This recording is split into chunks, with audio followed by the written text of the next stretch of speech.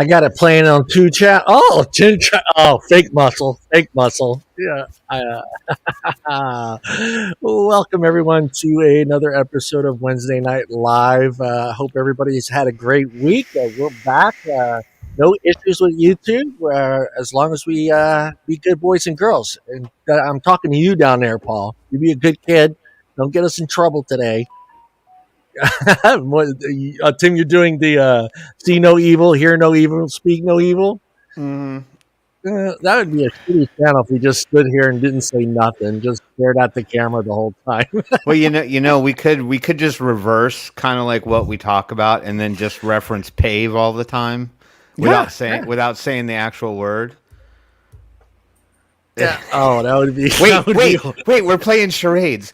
One word looks like Paul. Looks like Paul. What is that where they talk real low? We should do that one week. ASMR. We should. Let's do a vape ASMR vape show. This is what my mod sounds like. Thank you for the gifts. Thank you for the gifts. Oh, that would be a horrible show. That'd be a horrible show. You could watch the viewer count just drops quickly. It would go from 11 to 0 in about 0.2 seconds. What did he say? What did John say? And nothing sounds. And I'm the worst at pronouncing words. Can you imagine me mispronouncing words at very low volume? Well, then you would sound like every EVP ever recorded over time. Yeah, it would be because nobody can make out that shit. They pull words out of their ass like he said get out. No, he didn't. It was like that's all I heard. That's all I heard. And there's some accounts out there. They're making some money off of that stuff. It's a kind of weird channels, but somehow, some way, they find a way to make money off that stuff. I have no idea how they do it, but how's everybody's week going, Timmy? I'm good, man. It's been it changed in the blink of an eye. Mallory, hold on real quick. Mallory, I'm not surprised. Surprised. She said Pave did their webinar today, and they didn't let any other commentary in from the outside. Completely one-sided. Completely one-sided. Shocker.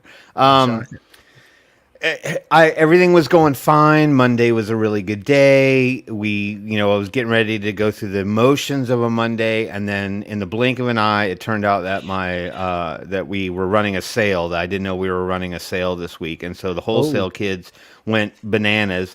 And then on Tuesday, we were in the middle of a 16-page wholesale order, where like the guy basically ordered like 5 of everything that we sell, and so. All 3 of us were working on this order together, and then lunch came and went, and then I'm sitting there looking around, and the guy, one of my guys, keeps coming up to me. He's like, "Hey man, like this one's okay. You can check this one or whatever." I'm like, "Okay, cool." But like I'm kind of like in the back of my mind, I'm going, there's 2 of you fuckers out here. Where's the other one? He can help too, because it kept coming to my office and asking me.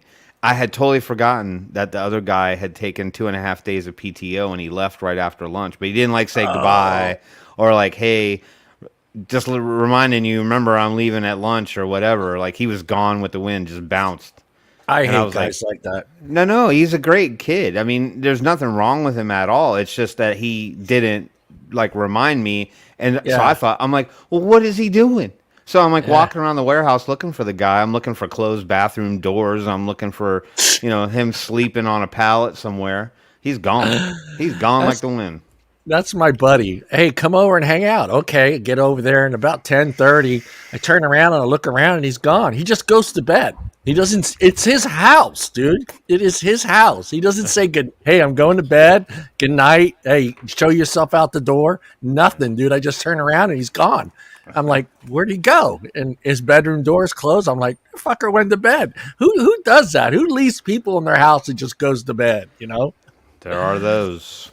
Luke, it was my fault. I agreed to let him go on half a day on Tuesday, and I was like, oh, I'm gonna write it on my calendar so I remember. And then I'm like, no, I'm just that smart. I'll fucking remember. And then look what happens. Don't hire me as a waiter in your restaurant and expect me to be like that kind of guy. You know how you have those waiters and waitresses that like walk up and they're like, what do you want? You'd be like, "Oh, I want the super ooper duper bacon burger with tater tots," and they're like, "Okay," and there's 20 people sitting there, and they try to take everybody's order in their brain. Yeah, And then there's some that get it right. Yeah, I can't do that. I've seen some people do that. Paul, you know what? I'm going to ask you how your week's gone, but I'm going to swing it to you. I'm going to let you say hello to everybody in the chat. Yep, go scroll.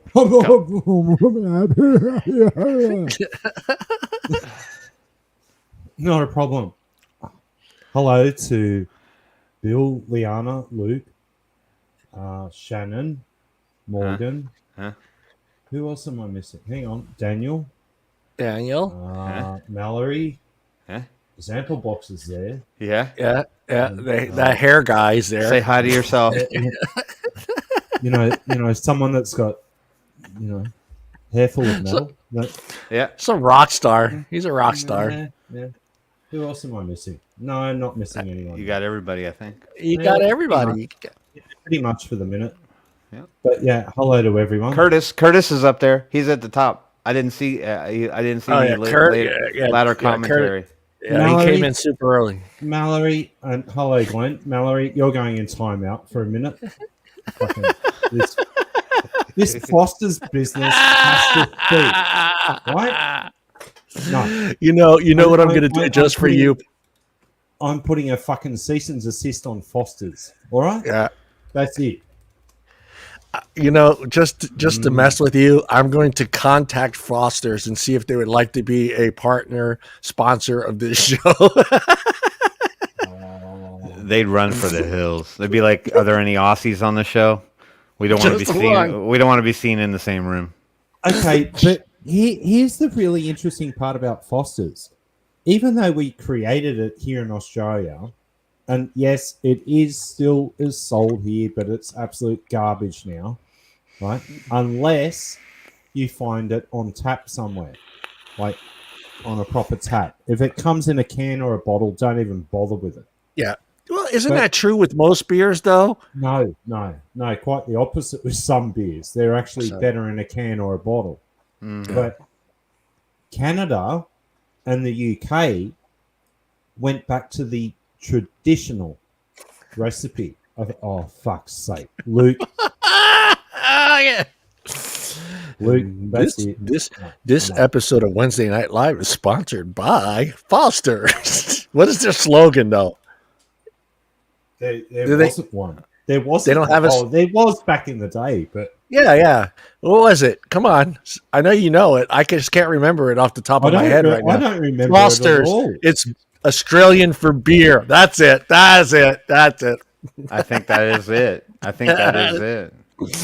Oh, yeah. So how's your week go? No, Bill's got it 100% right. Yeah. Okay, I get beer from taps. Yeah, and the lesser, get water. Thank you. I like how he says water. He said just water. like a New Yorker. Water. Yeah, water. Yeah, you got some water. Yeah, water. I'm gonna park the car in the garage. Yeah. So how's your week going, Paul? So far, so good. Late nights, early mornings, and very little sleep because of something brewing in the background. And no, it's not Foster's for the dickheads. No, there's something brewing in the background that hopefully over the next couple of weeks, I'm going to invite some of the partners that have now joined 2501, and we'll see what happens because that show could get a little bit out of control. Yeah. Well, that's good. I'm glad you're having a good week. I'm having a great. I'm excited. When you guys ever have that? You're out of a juice, and then Eliquid, and you're scrambling around. You want to make another order, and then mysteriously you find a bottle of your favorite Eliquid just sitting in a drawer. That's never happened to you guys. Is that Barista Brothers? Yes, salted caramel macchiato, my favorite all-time Eliquid. And I'm like, I got to make an order. I'm gonna have to try to get some now. And I'm like thinking, where do I go? I can't order it through the website. Got to find the shop nearby that has it and try to get it there. Is it still made or not? It is still made. They changed their labels. They have all new Okay. labels and everything and they have a couple new flavors out. But yeah, I thought I was out and I was going to have to try to scramble around to find it. And I opened this drawer and there's 2 bottles of salted caramel macchiato sitting in the drawer. I was like, yes, sir. That's why I'm having a good week. I'll split it with you. Send one of those bottles to Leanna, please. Hey, they should have that out there, right? They're worldwide. They should have Barista Brew there. No, Yeah, 0 milligram. I was going to say, that's the only way it's getting in. Yeah. It's the only way it's getting in. Really? Yeah. I'm sorry. I'll tell you how good it is when I fill up the tank here and Yeah, vape but on it's it. only 3 milligrams, isn't it? Yeah, it's 3. I only do 3. Yeah, I have a few flavors. Are you guys like that as well? Is there certain brands that you have to have it in 6? Tim, are you at 3? Strictly 3? All your stuff? You mix and match, right? 2 as well. I do Different 3. company? I do 3 and 6. If my only option is to get 3, I'll just get 3. But if I have my druthers, I would go for 6 the majority of the time. For some strange reason, and I don't know if this is a supply issue, but a lot of the e-liquid I order from is from E-Juice Connect right in Florida, and for whatever reason, it's so hard to get 6 on their site. I don't know if people just snatch it up really fast or what's going on. But I did have a similar story to you, John. Yeah. I had bought a bunch of Twist stuff through them a couple different times, and I have a shelf of e-liquid up there. Yeah. And I try to organize it, in the styles and the types and the brands and all that stuff. And so I remember getting like the last 5 or 6 packs because that Twist always comes in 260 mils. So anyway, I put it in the closet in the other room because the shelf was getting kind of full. So I'm filing through, and then I was like, oh my god, I'm all out of Pink Zero and I'm all out of Pink One. And I'm like, that sucks because those are my 2 favorite from them. Yeah. Pink Punch Zero, hands down my favorite. And so I'm like, damn, I don't have any more of that. And I'm like lamenting the last couple that I had to fight through because I didn't like the flavors that much.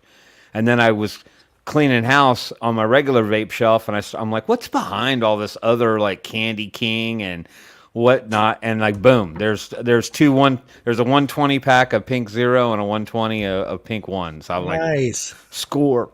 Nice. Score for the hippie. Yeah, it's just, I have other juice, but that's my go-to juice in the morning and kind of my go-to juice in the evening. So when I ran out of it, I was like, and I swear to God, a month ago, I had 20 bottles of this stuff. And I don't know if someone's coming into my house stealing it or what, but I was like, I looked around and I'm like, it's all gone. And the only other ones that I have a shit ton of, pumpkin spice latte. Anybody wants a pumpkin spice latte? Oh yeah, I got a shit ton of pumpkin spice. I don't care I'm not a pumpkin spice person. Me either. It's still pretty good vape in the morning with a cup of coffee because it kind of enhances the coffee a little bit. If you're drinking, regular coffee without any additives into it, it kind of does help a little bit with the flavoring of the coffee. But I can't vape that all day. I can't vape anything that's super sweet like that during the day. I just can't do it. Vapetasia makes good stuff, Luke. I was always a fan of their lemonade stuff too. Yeah. Hey, John, check the private chat. Yeah, I did. Am I still coming in loud? Yeah. You're coming in real hot, brother. Okay, hold on. Good. You said 140. Try maybe 98. I am just going to try that. How's that sound? Better? Much better. How's everybody else feeling now? Everybody else feeling? Maybe because we have headsets on. It's sample. Yeah. Maybe you need to lower your headset. Yeah, No, Vapetasia. The only problem with Vapetasia is they're just coil killers. They're coil killers. Yeah, well, Jam Monster's the same. Yeah, Jam Monsters. I was starting to curse the 13 feet, the cotton. Yeah. Because I'm like, let me buy this shit. Because I was like, everybody talks about it all the time. It's super cheap. You can get it on Amazon. You know, it's 13 feet of cotton, and you don't need a whole lot to do an RDA or whatever. So I'm like, I ordered the 4-pack. It was like $11 for 4 bags of 13 feet of cotton. Yeah. And I'm like, and I was changing it out like every day and a half. I'm like, it would start to get that nasty taste, and it would start to like, you know when something's wrong with your cotton when you're getting like a dry hit or just like a flavorless hit. You're like, oh shit, the cotton burned through again. It was happening with me constantly with that stuff when I was vaping on the Jam Monster. And then I switched back to the Twist, and now the cotton lasts me 3-4 days. So it's definitely the Jam Monster. How about you, Paul? How about the stuff that's there locally? How are the lines out there? I know we want to talk about your own line. It's probably pretty clean, right? Sweetener wise, you know, everybody always complains about. Look, sweetener is only one thing. It's also the concentrates that are being used. Yeah. We talked about this before. Yeah. That sweeteners are only part of the issue. Okay, if you're using a cheap concentrate, you're going to have problems with the coil. Yeah. You will have caramelization of the coil. Sweetener does have a big role in it, but now so does nicotine. Really? Yeah. Enlighten us, Paul. Okay. Now that people are moving to TFN or tobacco-free nicotine and synthetics, you will start getting edges of caramelization. But you lower your wattage even by half a watt to 1 watt. That will change what happens with your coils. As for Monster, they've changed a number of things with what they're doing. They've now gone fully to TFN, which is completely different. That will bring back, pardon me, some of your coil life. And also now, you guys in the US, you have liquid made for your market. If you try the liquids that are made for the European market or TPD compliant, the sweeteners are completely different. Okay. The liquids are like 100% completely different. That's not an issue. And Mallory, if you want apple with a spice apple rum cider, that's easy peasy. Easy peasy. Do that. Easy I can do that peasy. in about 10 minutes for you. That's not an issue. It's just you got to get the numbers right in that, and it'll work out perfectly. You got to weigh your shit, man. You got to weigh your shit. It's a little bit. Oh, okay. Well, that's what I was told for DIY. I don't know who it was, but they're like, you know, people need to start weighing the milk. You know, instead of using the beakers and getting the you know, you need to weigh it. Yeah, it's by weight, but also your environment needs to be at a specific temperature because that's too much. Concentrates actually become heavier and lighter depending on the temperature. Labs are all set anywhere between 20 degrees Celsius and 23 degrees Celsius, so it's constant. So the weights that you're putting across, they're always the same. Mixing by or volumetric or by volume also then comes down to something completely different. Yeah. I'd heard that. I knew that people were weighing things. I knew that that's how that it was done by weight and not by sort of like. Even the cooking channels are doing it. It's no more cup. It's not a cup. It's the weight. How many milligrams or kilograms or whatever kilos. Well, we go even further than that. We work with specific gravities. Yeah, that's each crazy. Individual flavor has a specific gravity. We work with that. That's how far we go. And then we go back even further. Do you have any weightlessy liquid, Paul? Hold on. That's that special helium stuff that we. It's infused with helium. Nick so you vape it and you talk all high pitch. I want to throw out an idea for an upcoming show for you guys. And I don't know if you guys will. I shouldn't do it live, but I'm going to because I'm gonna put you guys on a spot. Would you go into one of your vape shops and interview somebody at your vape shop, Tim? Would you do that? I don't have one close to me. Oh, you could drive to one, you lazy mother. Dude, when do I have time? I know. When do I have time to go out of my life to go find a vape shop and interview a vape shop? I don't even. I haven't been to a vape shop. I know. Yeah, I'll be happy to do a written interview if that's what you would like. That'd be kind of cool too. I just kind of see the experience, what's going on inside the shops, and see if they're staying busy or not so busy. Are they selling the same amount of juice? Stuff like that. I could actually bring someone in live from their shop directly to the show. That'd be cool too. That'd be cool. Like a live on the spot interview. Yeah. That would be very cool. Just to get a look. I went into mine yesterday, and I helped the guy take the spider webs off the bottles and the dust. Well, I have to imagine they've seen an uptick in in-store walk-in purchases. They have to have, because especially here. And the only reason I say here is because when I was out there trying to buy stuff, it was very limited. The companies that were still able to ship to me in the state, even with the new courier service or shipping services that they're whatever they're using. I don't know the name of.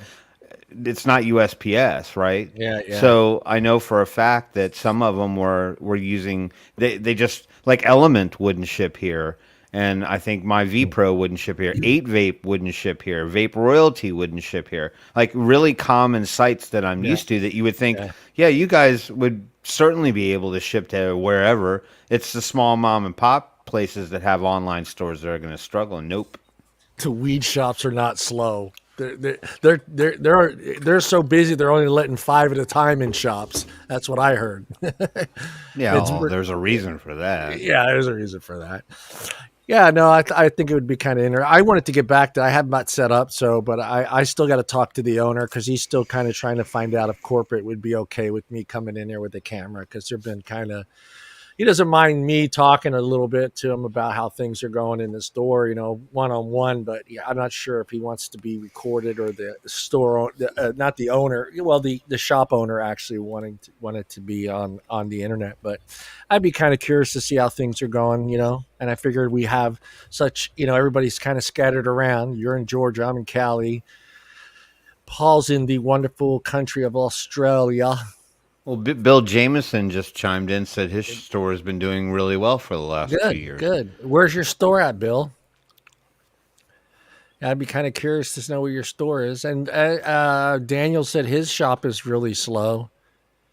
So I just kind of wonder. Yeah, but Daniel, he comments, he said all they do is walk in and buy disposables. Yeah, come in and buy a couple disposables, and they're good for a couple days. I think it's. Oh, there you go, Southern Maryland. Yeah.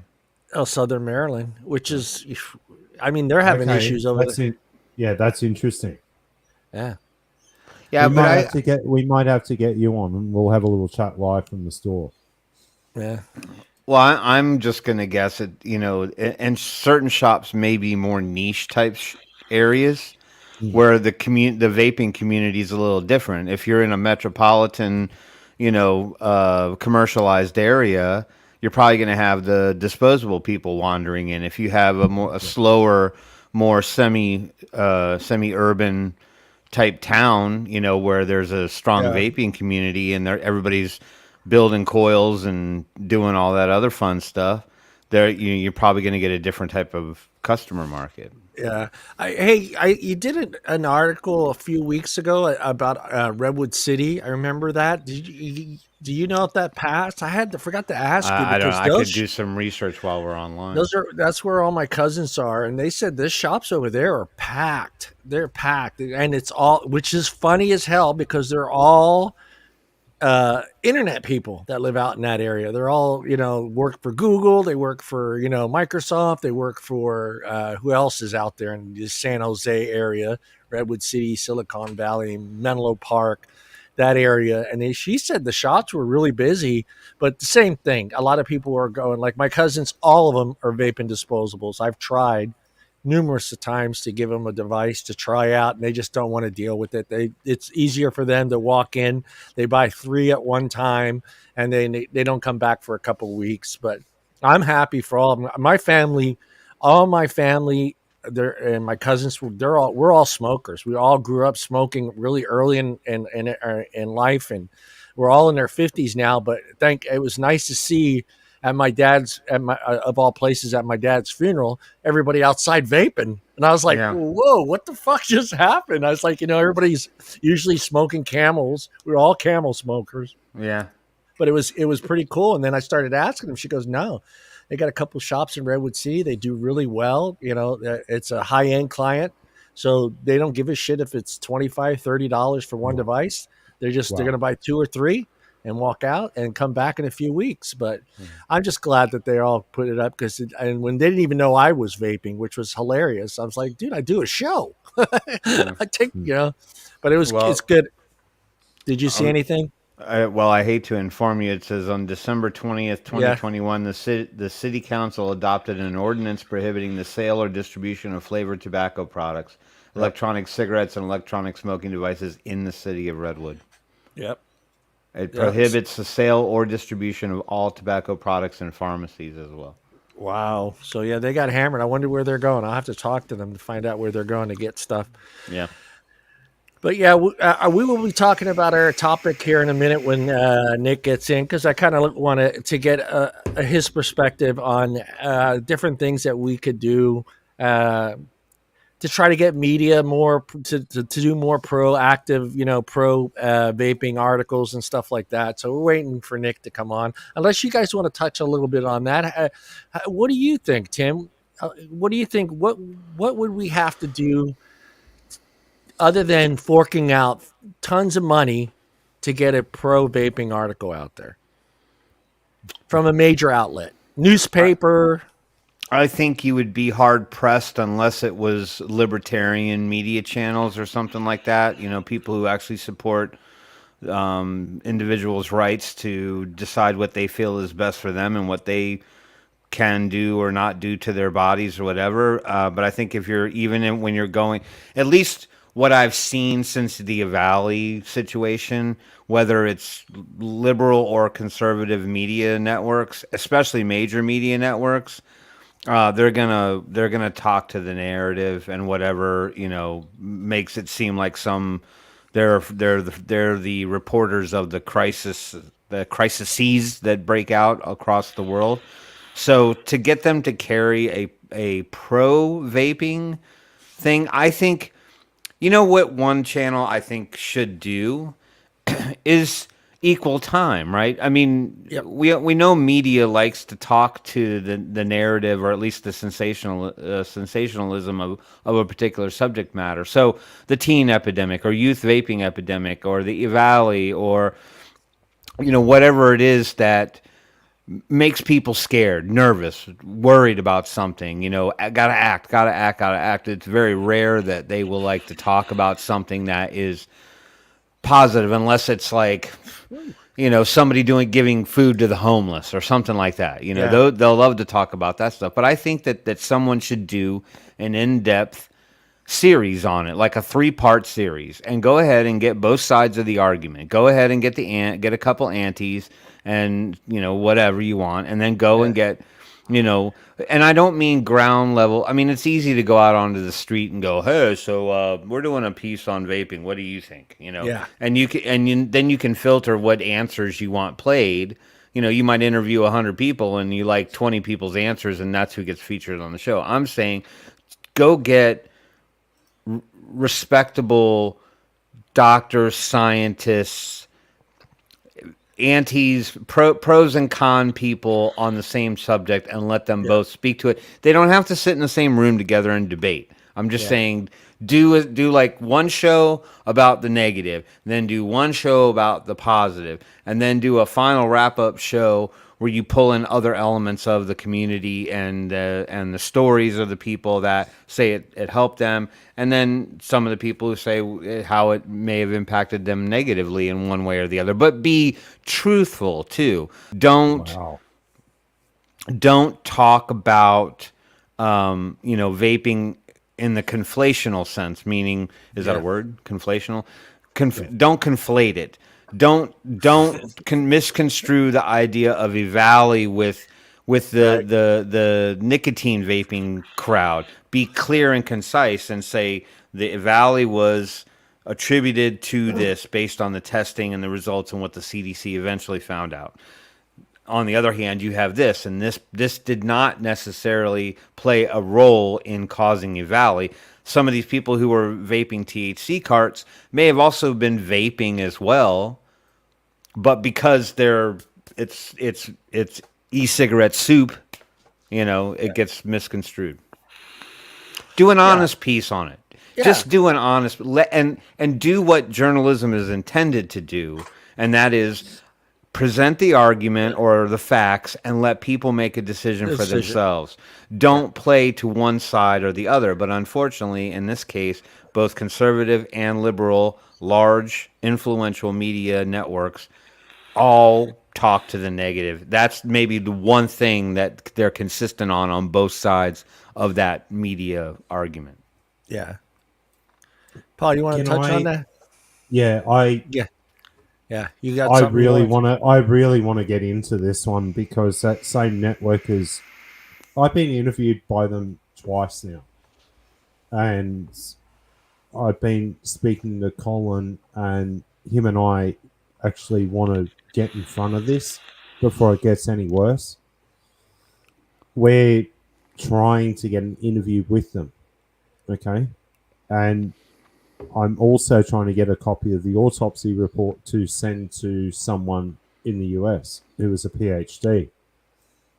Colin quite clearly came out and said it was emphysema after reading. You're talking about the guy that died in Australia, and then the article claimed that he more than likely died from vaping. Yeah. No, EVALI. No, they've claimed EVALI now. Yeah. It's gone that far. Okay. And then the wankers in the UK with a paper that I'm not even going to mention on this show, they've also come out now and said, well, bang, this is EVALI, and the wife was actually paid by the sounds of it because it's an absolute beat up of what's going on here right now. But they didn't also take into account after the 40 plus years of smoking, sure. What was his actual job? How did he get that lung condition? Because I actually have emphysema. When I was diagnosed, it was late stage 2, early stage 3. You get to stage 4, you're on a ventilator or you're walking around with an oxygen tank. Okay? I have no problems. And then now there's a counterclaim coming through on this that WS-23 and cooling agents also had a role played in this. And I went, impossible. I've got 40-year data studies and stats on how the cooling agents were actually brought forward. They even claim menthol now. It was a problem. And I went, are you pulling my chain? Yeah. So Colin and I really want to tear this apart. And I've got colleagues in the US that also want to pull this apart with a fine-tooth comb. Because it is a joke here right now. We're in an election year. And we know that they're going to try every single trick in the book to have it banned. Okay? But they're not talking about the illegal tobacco production even here on Australian soil. But they want to throw us under the bus for what reason? What? Because we're healthier? Yeah. You say legal tobacco. Are you talking about counterfeit tobacco coming into Australia? No. Illegal tobacco now being grown here. Oh, grown. Okay. Like weed. Oh, okay. And they're saying, and this is the really interesting part about it, because the ATO or the Australian Taxation Office they're the ones that are heading up these investigations because, oh, we're not making our taxes. So what? You fucked the whole system up by putting cigarettes to this level where they're minimum of $35 a packet. And you've got people going without food now so they can support their smoking habit. But they won't allow us on the same page to try. Yeah. Liana, you know the hypocrisy here. Yeah. It's an absolute joke. And we're not allowed to make any claim. Yeah. At all. Right? It's ridiculous.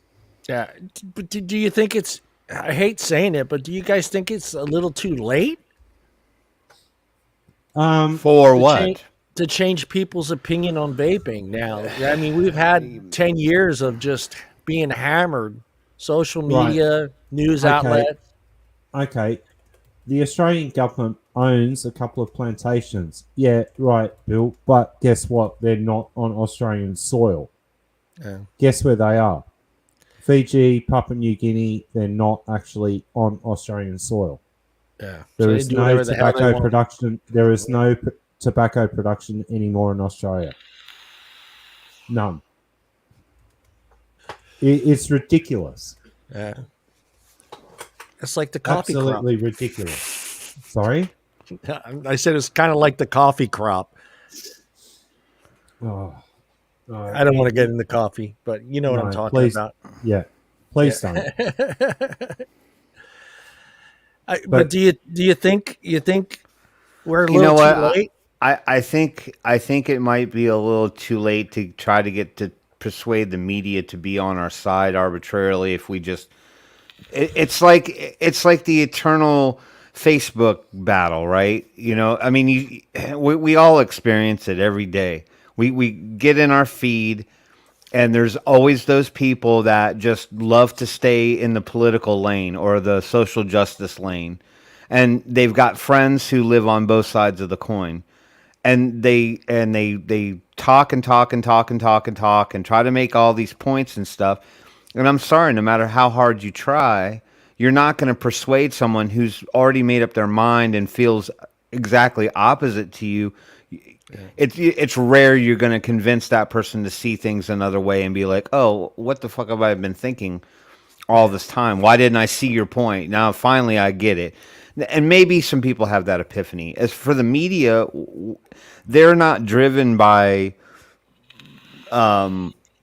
emotional empathy. You know what I mean? Like we could go stand at the front door of any, you know, fuck, I'll say a name, CNN.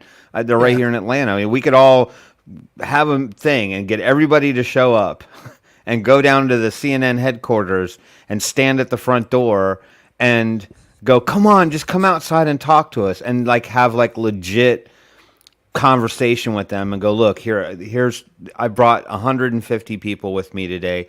They're a small piece of the pie, but they all have the same story, and they can all tell you from their own mouths, you know, what this has done for them. And we would just like you for once to just tell a story that shows us in a positive light instead of sort of, you know, making us out to be, you know, these people that have this horrible habit or something like that, or we're messing with stuff that's highly dangerous.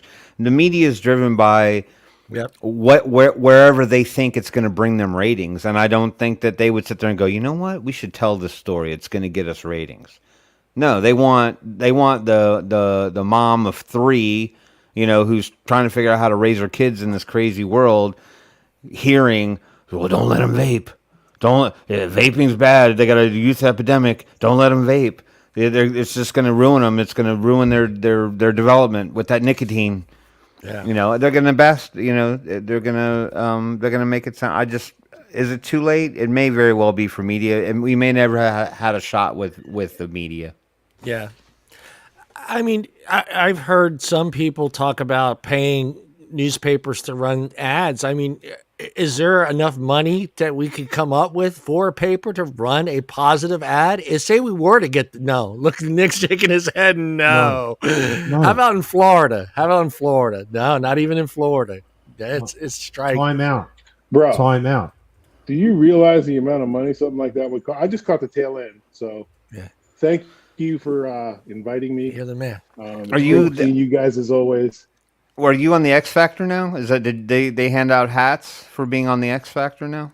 He's got an X on his hat. It's a Florida thing, isn't it? It That's is. our flag, I was joking. bro. I was joking. Yeah. It looked like the X Factor Tim knows. symbol He's my neighbor. He knows that. Yeah. But yeah, look, we tried. I'd say about 4 months ago to do exactly what you're talking about with all the key players. Yeah. Like all the groups together. And the biggest thing was the money. Nobody would come up with any real money. Because that's what it takes. I mean, when you talk about things like Florida veto, that was a $300,000 campaign. Yeah. Plus all of you doing what you had to do. And that didn't, that was free. That was everybody just being really amazing and doing that. Imagine if you had to pay for that. Yeah. No. Well, it's like advertising, right? I mean, you know, people pay millions of dollars to get that 30-second slot on the Super Bowl. You know what I mean? So if you want your story told, and then I'm sure they look at you and go, yeah, show us the money. Show me the money. Show me the money, be, Tim. It would be an advertisement pro-vapor or pro-tobacco harm reduction. Right. Yeah. Can the media do that, though? Can the media come out and voice an opinion on the mat? I'm just asking. Well, I know they can. Well, that's because it's easy on the negative side. They can literally almost say anything they want negatively, but it seems as though everyone is suppressed from a positive perspective. So it's layered, right? So when you see the negative stuff from media, that is marketing to the media, which costs a fortune, to get them to say that. And it's multiple legs going to those ears, right? Right. Yeah.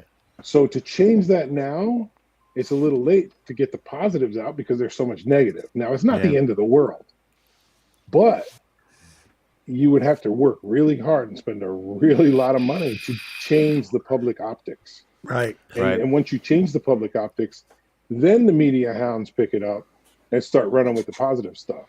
But you got to overcome all that negative to get there. That's true. And that's the problem, because that's all they ever bring up is the negative. I mean, once something bad happens, man, vaping's right back in front and center. Because it was funded up front. It was funded 10 years ago. Yeah. It's ridiculous. I always wondered about why like companies like Series, Pandora, some of these other streaming services that run commercials. How come we don't even try to put some out in there? Because that, if you want to get the but even they're in bed. They're in bed with that whole idea. Most of those places aren't, because most of those are owned by individuals that have board members and stuff like that. They're not owned by major media corps or anything like that. So you have an opportunity if you can convince and have the right amount of money. I think you could have some sort of advertising, harm reduction advertising on, Series Radio. But then it gets into a bidding war, right? Yeah, no Good dice. Then who's got the more money? Yeah. Then it also comes down to the actual sponsors of the shows that you're playing with, right? Yeah.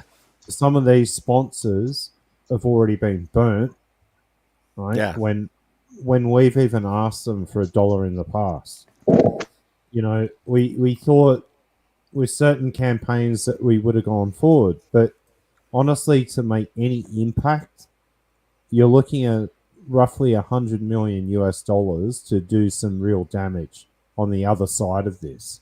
Yeah, that's a conservative figure, and Nico will agree on this one, right? At least 50 to $100 million to do some damage, but in the right way. Yeah. And everyone's burnt at the moment. Yeah. because You got that, of Paul. You got that in your back pocket, man. fucking, here we go. The problem is you've got serious players in the background, and this is what we call dark money.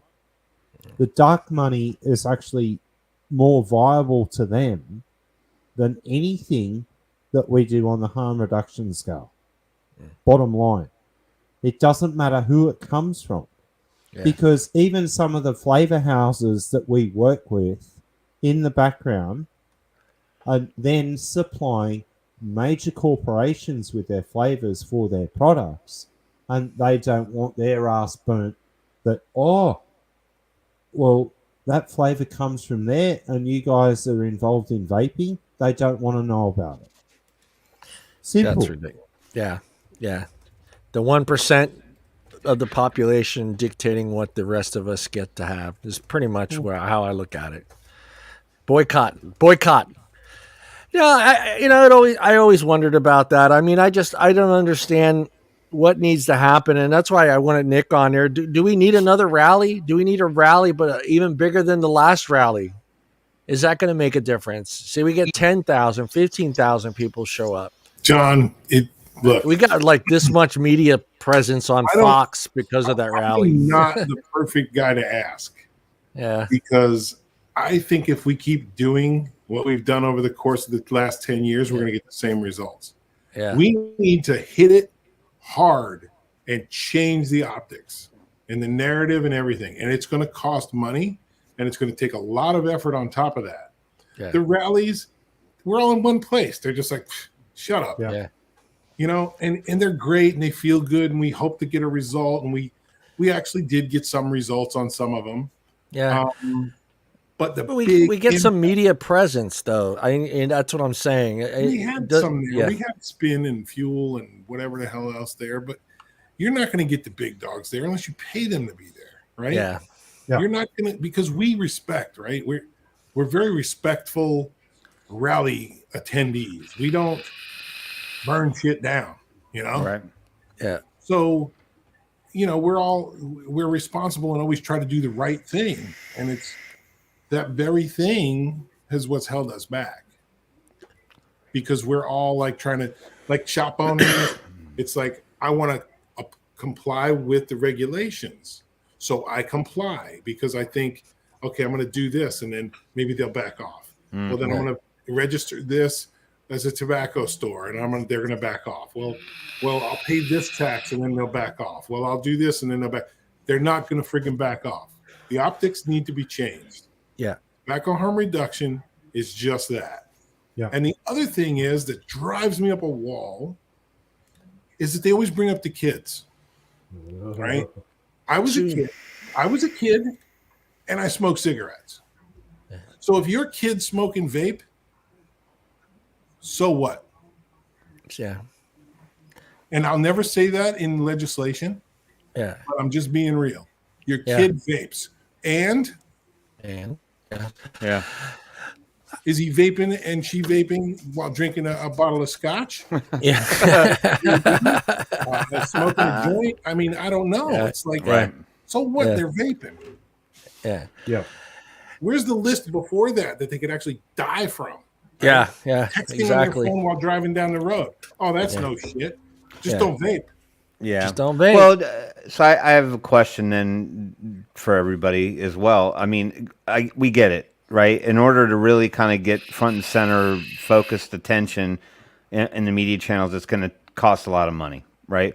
But do you also think that if there was an open-minded media source or a company or somebody like John mentioned, companies or these satellite or internet things, streaming services, whatever, right, could stand up, and do you think that they would have massive reluctance simply because they would be turned into some kind of a pariah and then effectively canceled by everybody else? Like, why would Pandora all of a sudden become the bastion for vaping, and then before you know it, their name's going to be all over friggin' the news, like Pandora came out and endorsed vaping, and then you're going to get cancel culture pitchforks happening all over social media. I'm dumping my Pandora account. I can't believe that they endorse vaping. I'm not giving them my money. I don't care if I even can get a free account. Fuck them. You know. Yeah. A lot of it's actually written into the bylaws. Okay. A lot of the stuff that we want to do is actually written into the bylaws that, hey, if we bring out harm reduction, then that falls into, but you're still a tobacco product. Yeah. That's the problem, and that's the issue. It's a fine line between pleasure and pain, but the pleasure that we get is the pain that they're going to get from their corporate sponsors. Right. That's a start.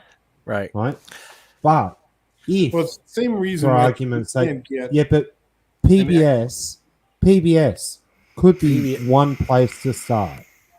Ooh, get that infomercial at 3:00 in the morning. Nick on there. It's funny. We were talking about that tonight about these infomercials, and they're getting insane. But the thing is, you can't get an expert. Like, we've talked to plenty of professionals throughout the country and the world to come here and speak on our behalf during testimony. And some of them, guys, will not even come out and speak openly about the benefits of it because they're afraid to be shunned by their own peer. And they are professional. So when we're talking about networks and stuff, I think it's the same concept. As long as the videos don't have vaping in them. Right? Well, okay. That gets me to a point.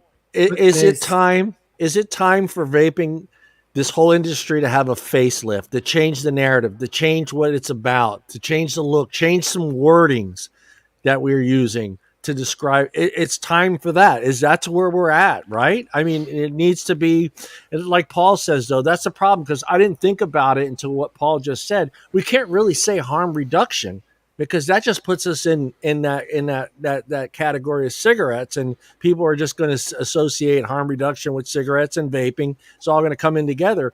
I mean, how do we do a facelift? How do we change everything, our wordings, or the way we call things, and all that stuff, to make it to where people will start paying attention?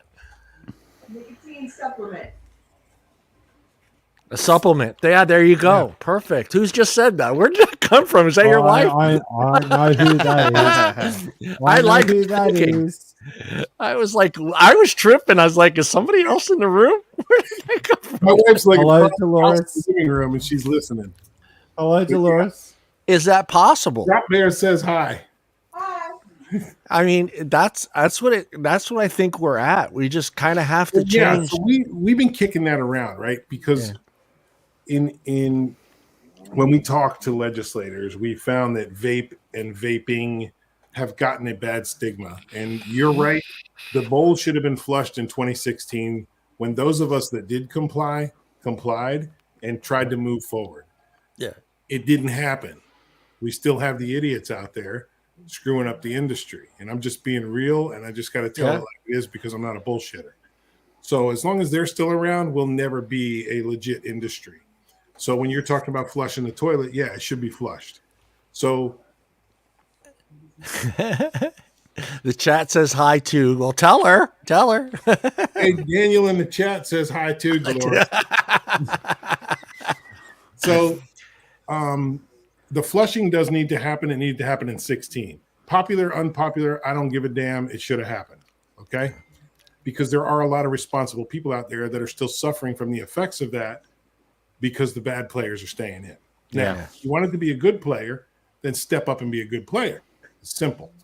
But when we're talking about the term vaping and vapor, yes, it got a bad stigma when all the pave moms come out and all the Karens stepped out and started screaming, and it became a thing. But then the juuling came in and all that. So we've been kind of kicking around the whole thing. That's why we are a nicotine sales retailer here in the state. We changed that, and it's actually in the law now versus tobacco or vaping. It's nicotine retailer. So I don't know what the right term is. I like tobacco Yeah. harm reduction. Like Yeah. when people ask me what I do, I own a tobacco harm reduction retail store. We sell nicotine products. But is that the right thing? I don't know. It's a mouthful, but we got to break away, in my Yeah. opinion. We're going to start to change and consistently work in that direction. I think vaping is something we need to leave behind and move the other way. And we all love vaping, right? I mean, it's a huge category of product. Right. Now vaping, you can vape so many different things, Yeah. Yeah. right? So when you go nicotine retailer, it's nicotine retailer, period. Yeah. It's not a tobacco retailer, it's a nicotine retailer. Well, what about nicotine therapy? Oh, Then you get into Okay. cessation, then you get into the FDA approval, then you get into Yeah. Yeah. Supplements, No, I think it's that word that kind of I like get you away. them. I'm just being real. Yeah. yeah, Go but ahead, Paul. then you're also touching on and going into a lot of the studies that have been going on for years. A lot of the funding for those studies, right, for people with Alzheimer's, dementia, that you're going to take away from that, which could also be a major problem and issue, right? The technology behind, or as they call it around the world, ENDS, electronic nicotine delivery system, Yeah. can be used now, and there's proven data sets that it does help people with dementia and Alzheimer's. You have Yeah. people now in nursing homes, right, that have dementia by way of their family members having a patch slapped on them, and they're returning back. The clock is reversing Right. partly. And I've seen the studies on this. You have to read these data sets. It is so encouraging. But nicotine, right, to everyone is the devil, because the pharmaceutical industry, bottom line, I don't care what anyone fucking says, they want to control the supply of nicotine because it has more benefits across the board Yeah. than anything that comes from a lab. Nicotine is a natural substance, okay? And this is where people get clouded. I would like to see nicotine Cloudy. complete. Sorry? Things get cloudy. Yeah. Yeah, exactly.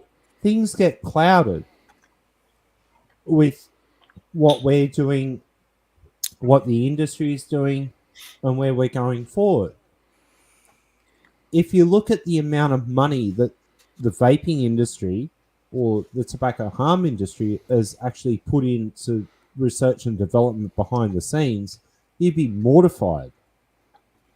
Yeah. And now that we don't have to grow it anymore, it's now a completely synthetic molecule. That took a long time to get to that point. Now we have, and it was this industry that spearheaded the rest of the research and development. Now it has become a viable and a marketable product to the pharmaceutical industry. And that's what a lot of people don't see and talk about. That is a big issue. Well, it's a hard conversation to have, Paul. I mean, when you're sitting in front of these guys, they can't wrap their head around that right now. Like, if I go in and have a 30-minute conversation with a lawmaker, they can't wrap that. Like, they can't wrap their head around that because it's a big picture when we're talking about that. Like, you know, we're talking about tobacco. They think leaves. It's not from the leaf, it's from the root. You know, it's like the tobacco is what you're smoking a cigarette, the leaf, but the actual nicotine is from the root. And as we get into these conversations, they start like fading on us. They can't understand how big it is. I mean, and most of you guys saw like, what's that one? You Don't Know Nicotine. Yeah. You Don't Know Nicotine, and that broke it down.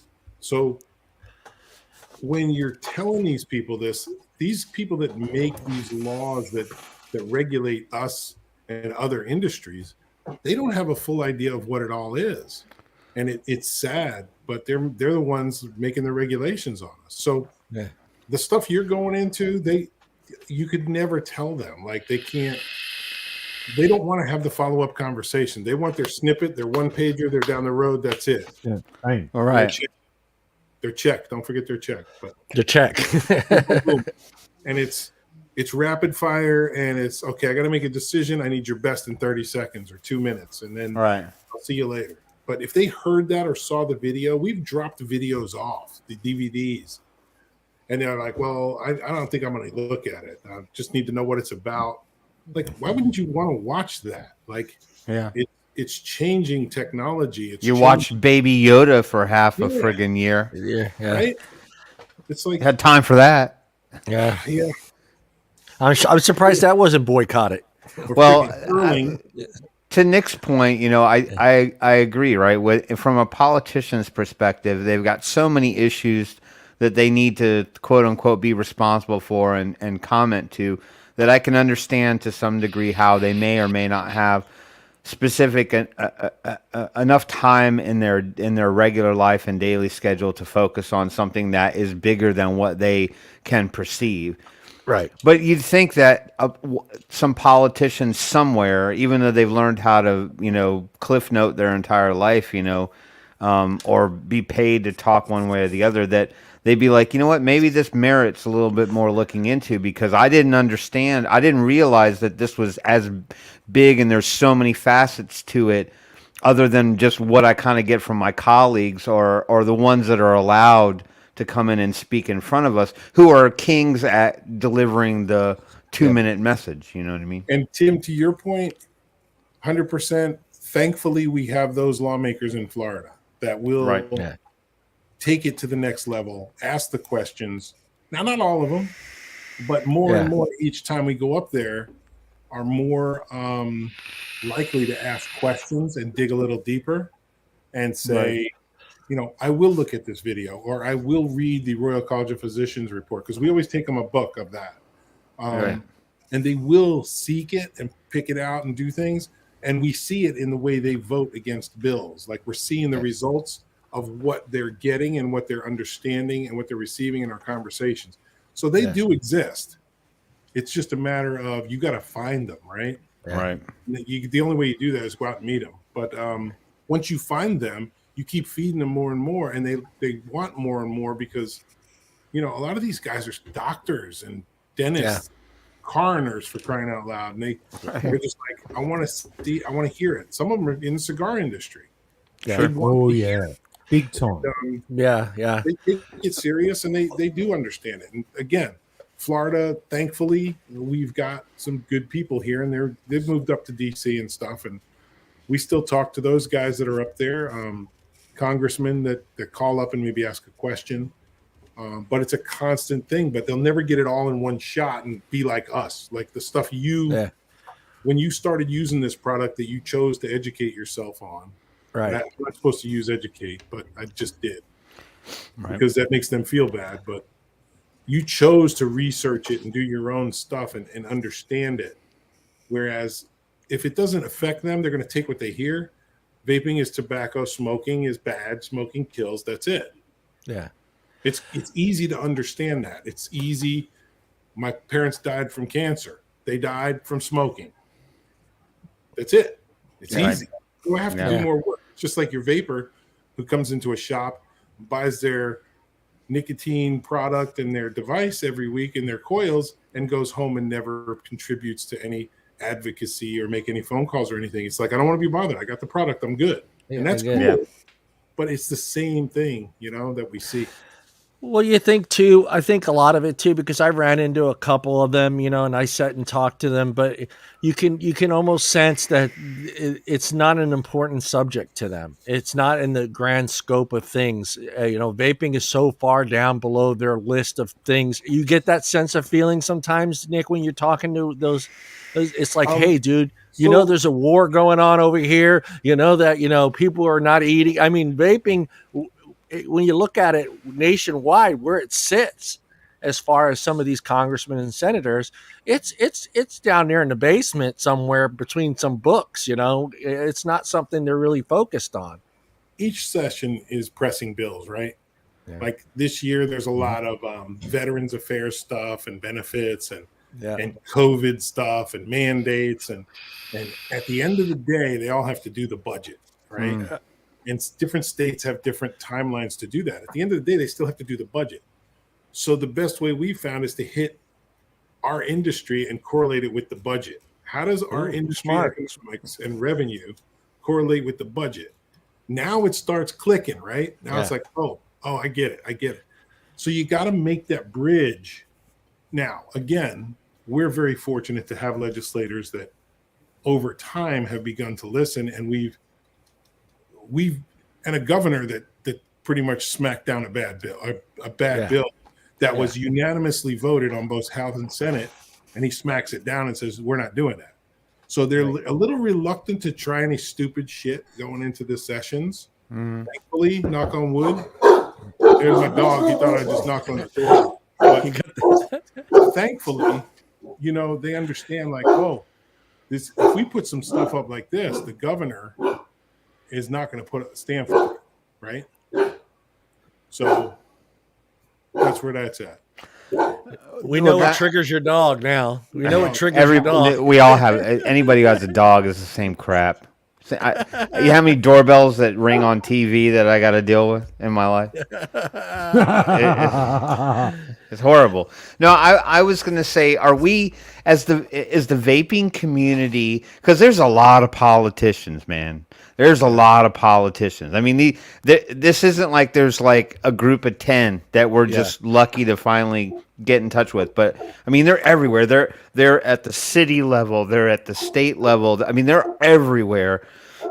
Are we just that unlucky as a community of people that we don't have politicians in the channel that have vapors around them in their families and in their lives? That someone that just was like a smoker for 20 years and was like picked up vaping and they have dinner with them more often than we'll ever get a meeting with them, and that politician doesn't sit there and go, you know what, my Uncle Johnny, man, he was smoking 2.5 packs a day, and he picked up this vaping thing, and like I don't hear him cough anymore. He's telling me that his COPD is like dramatically, like the doctor did X-rays on his lungs and said his lungs are clear. Are we that unlucky of a community that we don't have one politician that's in our sphere that doesn't have a vapor in his life? Are we that unlucky?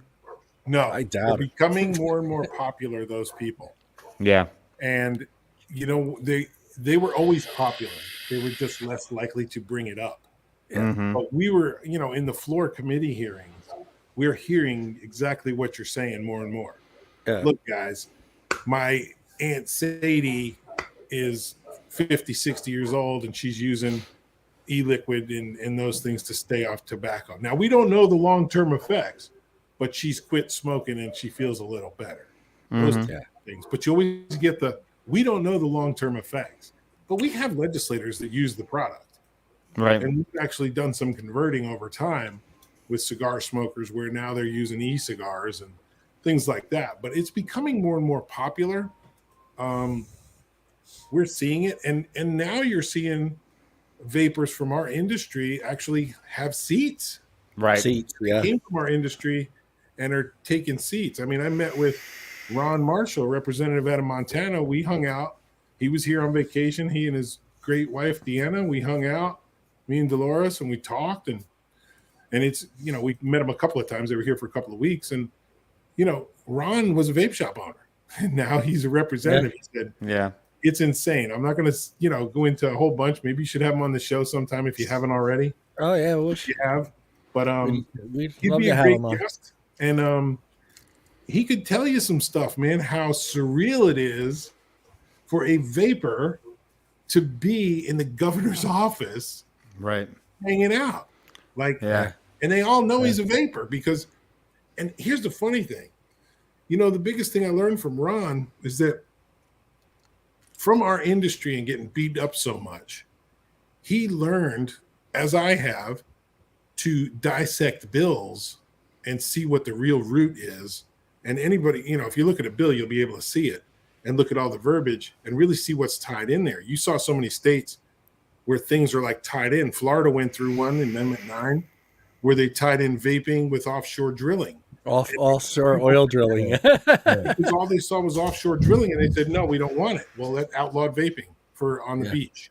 Mm-hmm. So those types of things happen. So he's kind of now the champion of when the things go to the floor, he goes, well, did you see this? And what about this that's in the bill? It's going to affect this and how it's going to affect the budget and those types of things.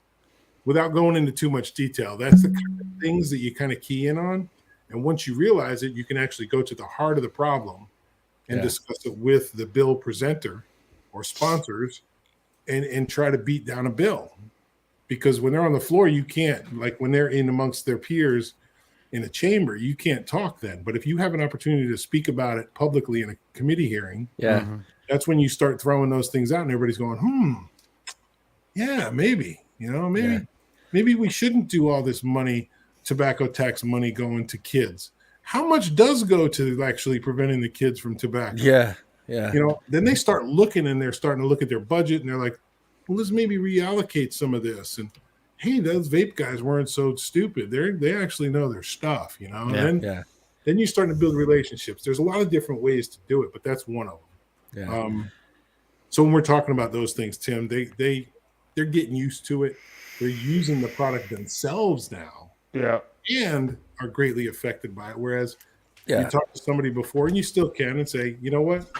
I guarantee it. Everybody that you ever talk to has been affected by tobacco illness. Illness. So now it's like, I bet somebody's used a vapor product.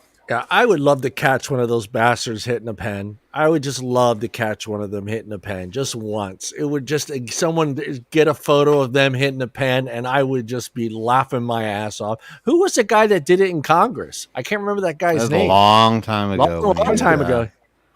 Duncan Hunter. Yeah. He hit, and the look on their faces like they thought they were all going to die from the vapor. I was just like looking. I was like, "Come on, man!" It's becoming commonplace now, man. Honestly, you see it in the halls. You see it. Yeah. Staffers. See, the other thing is you're cultivating the legislation. So a lot of the good old boys are moving out, and a lot of younger individuals are moving in, freshmen, and they are engaged in the community. So it's changing a lot of things. It's taking a while. Yeah. Right. I mean, staffers are vaping, legislators are vaping. You said it right there, staffers. That's the amazing thing. They're getting hit with anti-vaping stuff all day long, and they have staffers. They're younger. Usually they're volunteers. They're vaping. Why can't he just sit down with one of them and say, "Hey, give me your opinion. Why are you doing this? Why are you using this product? Does this product help you?" You know what I mean? They're there, and they see these people all day. Occupy other interests. Yeah. What are you doing on Friday night?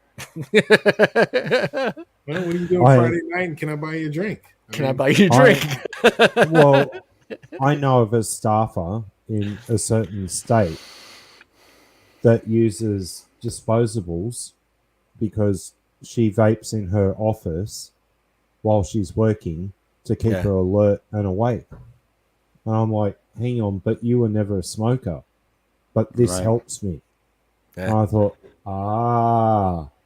there's a little moment there that is not brought out often. Yeah. Because she was using other substances to keep her awake. And she said, I had no idea that nicotine did this. And I said, well, now you found a better pathway than sitting there with a bag of rack in your office, keeping yourself awake. Right. And they're finding this out now. And these are the young guns that are coming through. Like, they're not that young. Yeah, I know. Yeah. I remember that. You're watching for that, Bill. Thanks, Bill. Bill's got it. Bill's got the knowledge on. Yeah, I mean, listen. I want to get back. He probably fires a Mallory. Yeah, Mallory. Yeah. Oh, I would love to get that on film. Yeah. I would fucking love to get that on film. That would you better believe he does. I mean, most of those staffers that are in there, they're college kids, they're volunteers, they're not getting paid to be there. They're just trying to get their foot in the political door, and be around these people. So a handful of them are hitting the pen. that would be gold. $10, it's a jewel too. I'm willing to bet $10 it's a fucking jewel. But I want to get back to changing the names and changing how we call the certain products and stuff. Is it too late? Do you feel that the industry would adopt something like that? Vape shops changing their names from vape shops to harm reduction supplements, or some getting that name. Is it too late for that? Can that still happen? Well, I think you have to start somewhere. The longer you take to start, the less chance you have of success, right? So yeah, with the nicotine retailer permit here in Florida, we're seeing a lot of the retailers start to call themselves that. So it's catching on. And I think if we were to use that terminology or something there close to it, I think it would work. But people have to start doing it, right? Yeah, And it's really hard to break away, when you've been doing it since, 2008. It's hard to say and not say vaping, right? I'm a vapor. But it's taken me a while, and I'm trying to do it. So, I mean, people. You think that someday they'll be on supermarket shelves right next to all the other harm reduction stuff? No. Look at Paul looked up like. I won't see. Well, it depends on who wants to go down the medical path. Well, Bloomberg will be on the shelf. Yeah, no, I won't have him on here. The Hale will be on there. Yeah. And that just shelf. I can name 8 products now that are going through that pathway, and I know 4 of them. Do you think an e-liquid company has a shot of going that way? Say one of the big dogs, one of the big dog e-liquid companies out there that's got 70% of the market. Do you think they could get that to happen? Okay. I'll answer this question very quickly. 10 years over under. 5 years, and Australia's the testing ground right now. And I know 5 companies playing the game, and I'm one of them.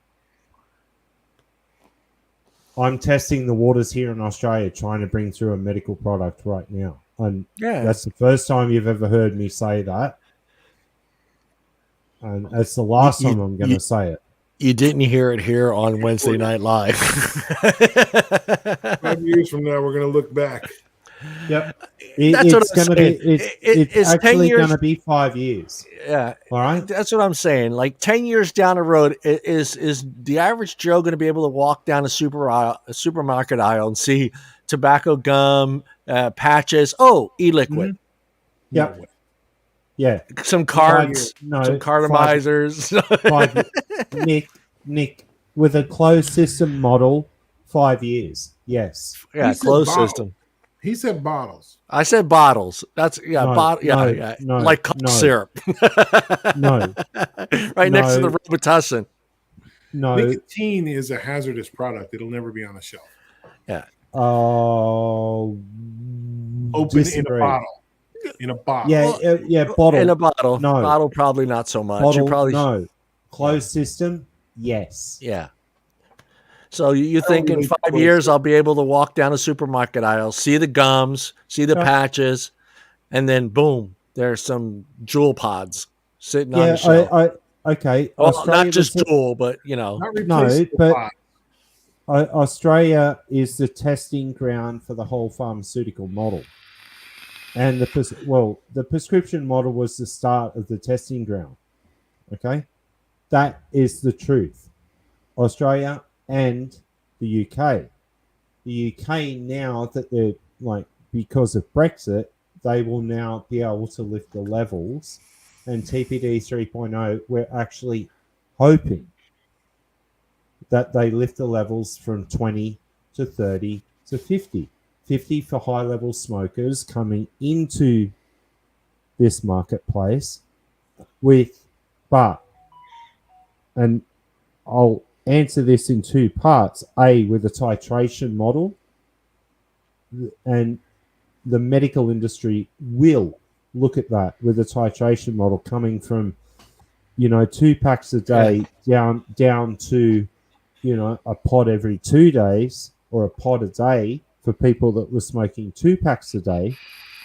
With the titration, then and only then can you then offer them an open system model that will keep them off combustibles. Right. That, and honestly, Australia is the testing ground. And that's why the prescription model was brought into play. Simple. That's what they want. I'm speechless. Why? I want to walk down the aisle and just buy my stuff. That would be awesome. I think it would kill vape shops for sure. That's for sure. But again, how many chances? What are the likelihood is a teenager is going to get a pod system from a supermarket compared to a regular store, like a convenience store? The likelihood of getting the pod at a convenience store is going to be a lot higher than walking into a supermarket and purchasing that. Correct. But you have to see the model, and you have to read the back end of what they're trying to achieve here in Australia. And you also have to look at what the FCTC and the WHO are doing with they actually put everything off the table for novel products until 2023, right, for COP10.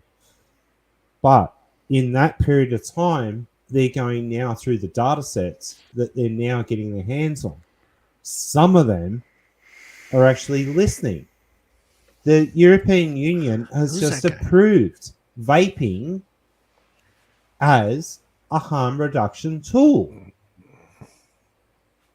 That is the biggest step forward for the industry, period. Yeah.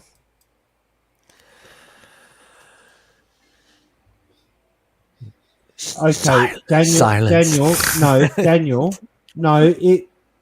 it wouldn't kill shops at all, because the people that are transitioning from high-level smoking or high-level combustibles into the vape space or into like an NRT through vaping. Oh no, not this again. You guys are getting all on some geek trip now. Come on. Yeah. What? Drop Bears is going off somewhere. This may not come out right because I don't usually say things right, but it gets me a little frustrated that I see all this effort going into harm reduction for people that are shooting up heroin. And I get it. Don't get me wrong. I don't want to piss off all the people out there that are addicted to heroin or have family members that are addicted to heroin. But I just find it so much. It's such bullshit that everybody is so concerned about this and making sure they got clean needles and they get, all this other nonsense. But yet when you got millions of people, what is the total? 100 some odd thousand a year die from cancer. How many people die from heroin a year? I'd love to know that number. It's got to be nowhere near the amount of people that die from cancer every fucking year in the world. But yet we are so focused on making sure these motherfuckers get a needle that's clean. Let me finish. It's just bullshit. It just angers me, and I go into those threads, and people just chew me out because I'm not sensitive to it. Well, you're not sensitive to my fucking needs as someone that's trying to stop smoking. I got to go fight and got to be home to sign a fucking piece of mail that comes in, because it's got some juice in it. I got to go run around looking for my shit. But this guy can walk down the street, go into this guy's house, get a box of fucking clean needles, syringes, whatever that drug is that they use that they need to calm down. But yet I can't go. I'm going to piss off some heroin people out there. I know I will. But that to me it just pisses me off that all of us have to go through all this nonsense to get something that we know that works and is harm reduction for us. but nobody gives a shit about us. But all their focus and concerns is spending hundreds and millions of dollars taking care of these people that are doing something to themselves. No one's telling them to shoot up heroin. No one's telling them to use a dirty needle. That's on them. But yet we have to be concerned about that. But nobody gives a shit about the hundreds of thousands of people that die every year from cancer. Well, all I was gonna say to that Okay. is that I think on the subject that you're talking about, and I certainly don't endorse, heroin use or anything of that nature. I've never done the damn stuff, so I can't come from a place of understanding what it's like to be addicted to that, and I don't want to drone on about addiction like that. But I think that same topic that it frustrates you is met with the same amount of fervor for people against that type of harm reduction than it is coming from people who are for it. Yeah. I can see where the people that are for it come from, in the sense that, there's probably some senseless death and unnecessary ramifications by allowing these people to just sort of waste away. Like, we've just completely forgotten about humankind and being kind and trying to find a way to help these people find a way back. But I also think that every controversial subject, whether it be marijuana, whether it be alcohol, whether it be guns, whether every controversial subject, and now vaping is controversial because of its own stigma, right? The negative stigma that impacts us the wrong way. It's also has its own stigma because of the appeal that it has to children, or whatever you want to call it. But the point that I'm trying to make is that all of these things have to go through their motions, right? Yeah. We have to be bastardized. We have to be made this horrible evil demon in order to come through the fire, right? And then there's somewhere on the other side of that flame, there is a bit of an awakening. And I do think that vaping will get its day. I was going to bring up the idea that when Nick was talking about, now we're seeing staffers and things coming in that are part of congressmen's, offices and stuff. They're vaping too. I mean, maybe that's the way. Maybe it's that turn of the tide that we need, right? Because harm reduction around drug addiction has been a thing for a long time. It's only now, recently, I think, in the political climate that it's really sort of gotten any kind of focus, because everything's a touchy fucking subject anymore. Yeah. It's like, you can't dress like this. You can't go to Halloween looking like that. You can't. There's all these things that are demonized or made to. Good freaking Lord. I wasn't involved in it because I don't like to get involved. There was a whole thread about Peter fucking Pan. I could go into how this thread went about Peter Pan. I'm not going to go there. I'm just saying I think everything like that is under a microscope, and we're just right now having to stand in front of the people with the punching bag and taking our punches, and that eventually maybe the way back is the Trojan horse theory, right? It's the Trojan horse. I'm not saying every vapor. Hey, everybody in the chat, I want you all to aspire to have a political seat in your community. I'm just saying maybe the way to getting back is having people like Nick was mentioning, and those people. The guy went from owning a vape shop to having a seat in politics. Maybe that's where it starts, because those voices are closer to the action than all of the peanut gallery like ourselves screaming from the outside. They just shut the window on us. They're like, I don't want to listen. So I get where you're coming from, John, and it frustrates me too. It frustrates me too.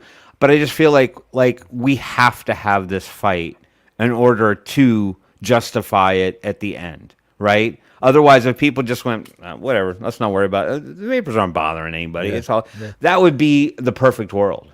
Yeah.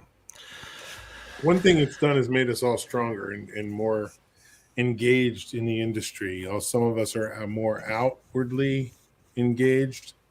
A lot of people have become more engaged and gained a lot of knowledge about politics and finances and all kinds of stuff.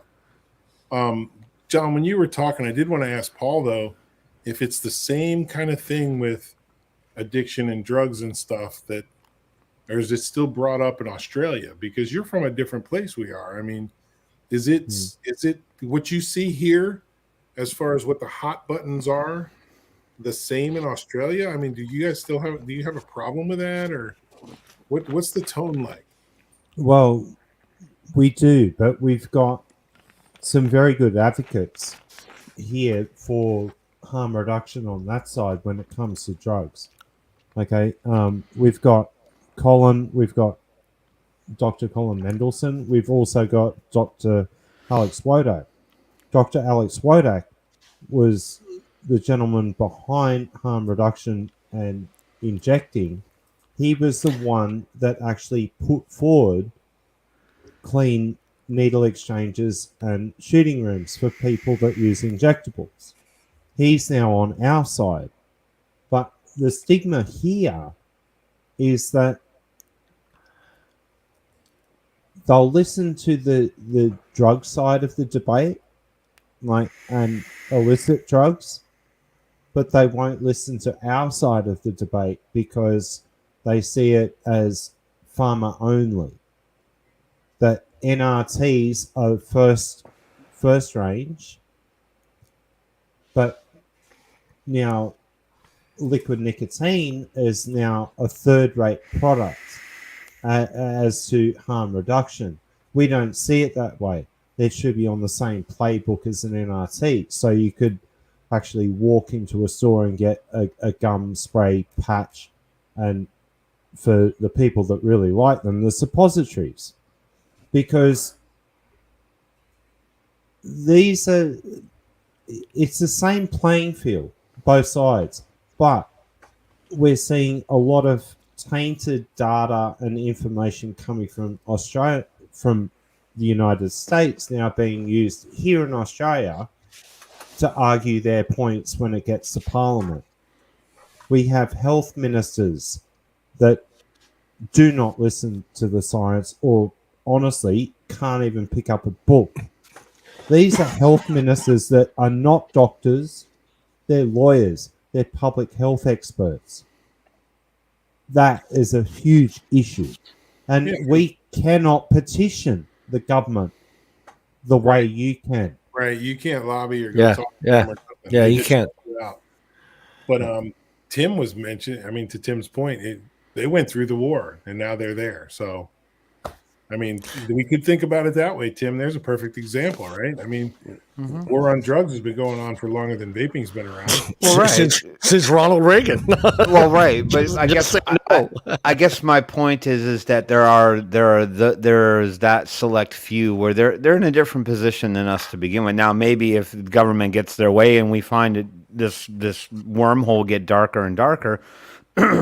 The war on, like Nick said, the war on drugs has been going on forever, right? Yeah. And a lot of people are starting to believe, or at least have formed the opinion that the path of incarceration is not helping anything at all either, right? Nope. Because you're not really rehabilitating these people. You're throwing them into a friggin' 4x6 with no You're window. housing them. Treating them like shit, treating them like dogs and the perceived criminals that they are when they're just people with a problem.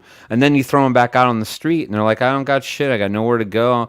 I got my same problems I had when I went in that I haven't when I came out. I'm going to go back to what I know. And then, and then that's that evil cycle. So people are trying to break that cycle. They're like, let's try a different path. Let's give them a different way of maybe trying to come out of all that. So yeah, I'm not saying vapors are all going to end up in jail. I mean, we joke about it, like we're going to get the door kicked in, and and a SWAT raid's going to happen, and they're going to be rolling us out in cuffs with a with a brown paper bag with a guy wearing lab gloves with a bunch of barista brew in a bag. You know what I mean?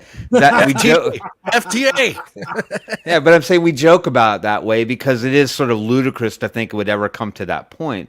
Yeah. But what I'm saying is that it's gonna have to take something to get to for people to understand something else gets sensational. Like hey, like there's an epiphany all of a sudden. It's like, you know what? I remember when Uncle Johnny was vaping, man, he was really healthy, but then they took it away from him and they made it illegal, and now he went back to smoking. Because I mean, who am I? Who am I to tell him how to live his life? And now he's got a hole in his neck because he friggin' smoked himself into having his larynx removed and having his air path completely rerouted. It's like maybe this wouldn't have happened if he was vaping still. Yeah. Holy shit, why are we banning vaping? You know what I'm saying? Yeah. There's going to have to be a great awakening of some kind. Realization is going to have to smack people in the face. It's not, we can talk all we want, and that's great. We should continue to talk. Don't stop. But the point of the matter is that there's a lot of people walking around like this, like, well, it doesn't affect me. Oh, well, I don't care. You know, fucking teaming up with them. Yeah, don't let them fucking kids get that shit. You know, it's the same thing. I'm saying people will have to have their own awakenings around this to understand and get people from the outside looking in going, you know what? That may very well be the greatest therapy that exists. Yeah. And the positive side of the whole thing, Tim, is this, we're starting to see it happen where we never did before. Right. Globally, not just Florida, not just Georgia, Australia, California. It's global, and you're seeing that come out more and more. Although it's slow rolling, it's working in the right direction. Sure. So there is a positive twist on this whole conversation. Yeah. No, it's not all doom and gloom, right? Right. Exactly. well, no, Mallory's getting to the point now because, you know, and the guys here that got, you know, the gentleman that they're talking about actually lost everything because of the government here and ended up in I think it was close to $1 million Australian dollars in a lawsuit just to get some of his possessions back. And for what reason? What did that do? Yeah. Yeah. But he can get himself some clean needles and a crack pipe. Oh, well, no crack pipe. But because drugs are nicotine and drugs are on the same level here. Right? Well, nicotine's a schedule. Nicotine, if I'm wrong, is a Schedule 2, right? No, Schedule 4. It was Schedule Schedule 4? 7. Yeah, nicotine in Australia was Schedule 7, which was in the same. Not here in the U.S. bracket. It's a Schedule 2, isn't it? Right. I thought it was a Schedule 2. Consumer. Here in Australia, nicotine was Schedule 7, which was in the same bracket as heroin and all the fun stuff. And now it's been brought down to a Schedule 4, which is prescription only. And we would like to see it now here in Australia as Schedule 3, which is the same as all the NRT products that are on the shelf. But you can walk into a supermarket, and I'm going to go later on today. I need to go to the supermarket, and I'm going to take a photo of where all the nicotine products, all the NRTs are in the health aisle, right? Yeah. They're all at eye level, right? And this isn't eye level for humans. We actually have to look down. Right? I almost said the word that you're not allowed to say anymore, but yeah, I didn't say for small people. I'm just going to say small people. I'm not going to say the other word. Little people, actually. Little people. That one's safe too. Right. But us adult people, they're not at our eye level. It's at children level. And our recommendation on the back of all the packaging now, it can be used, right, for anyone over the age of 12. Yeah. Are they fucking joking? Yeah. Really? Well, But the dichotomy around it is insane. So yeah, but we have to get a prescription for adults, right? Here in Australia, you're an adult as soon as you turn 18. Yeah, I'm in my 50s now. I feel like an old man when I go in the supermarket and I see Nicorette and it says 12 and above. I went, Fuck you. You almost make it. You're almost old enough to purchase that stuff now, Paul. Oh, really? Oh, That's a scary sight. Tim, are you ready for some news? Sure. Yeah, Mallory, it's not all the same nicotine, actually. GlaxoSmithKline were the very first people to create a synthetic variation of nicotine called polyacrylics. Sorry, not the same nicotine. It's There you not go. your daddy's. Bada bing. It's not your daddy's nicotine. Is that what you're Yeah, saying? you don't know nicotine, Mallory. Oh man. I don't know. I didn't know that, Mallory, either. I didn't know that. Okay, yes, I'm ready. You ready for some news, Timmy? Yes. Let me find a correct bumper for Yeah. Tim. Delete before that I- other one, because if you ever play it again, I'm gonna come burn the reel-to-reel tape that you got it on. All right, let me Real, make sure. real to real? He's gonna burn that hat. I'm joking. Hey, yeah, baby. I wore it just for you today, bud. All right, where is Tim's bumper here? Somewhere. Swiffy's news. I'm scared to hit He this. can't Oh, no. even There get it the T goes. in my last name, could he? There it goes. Here it Could is. he?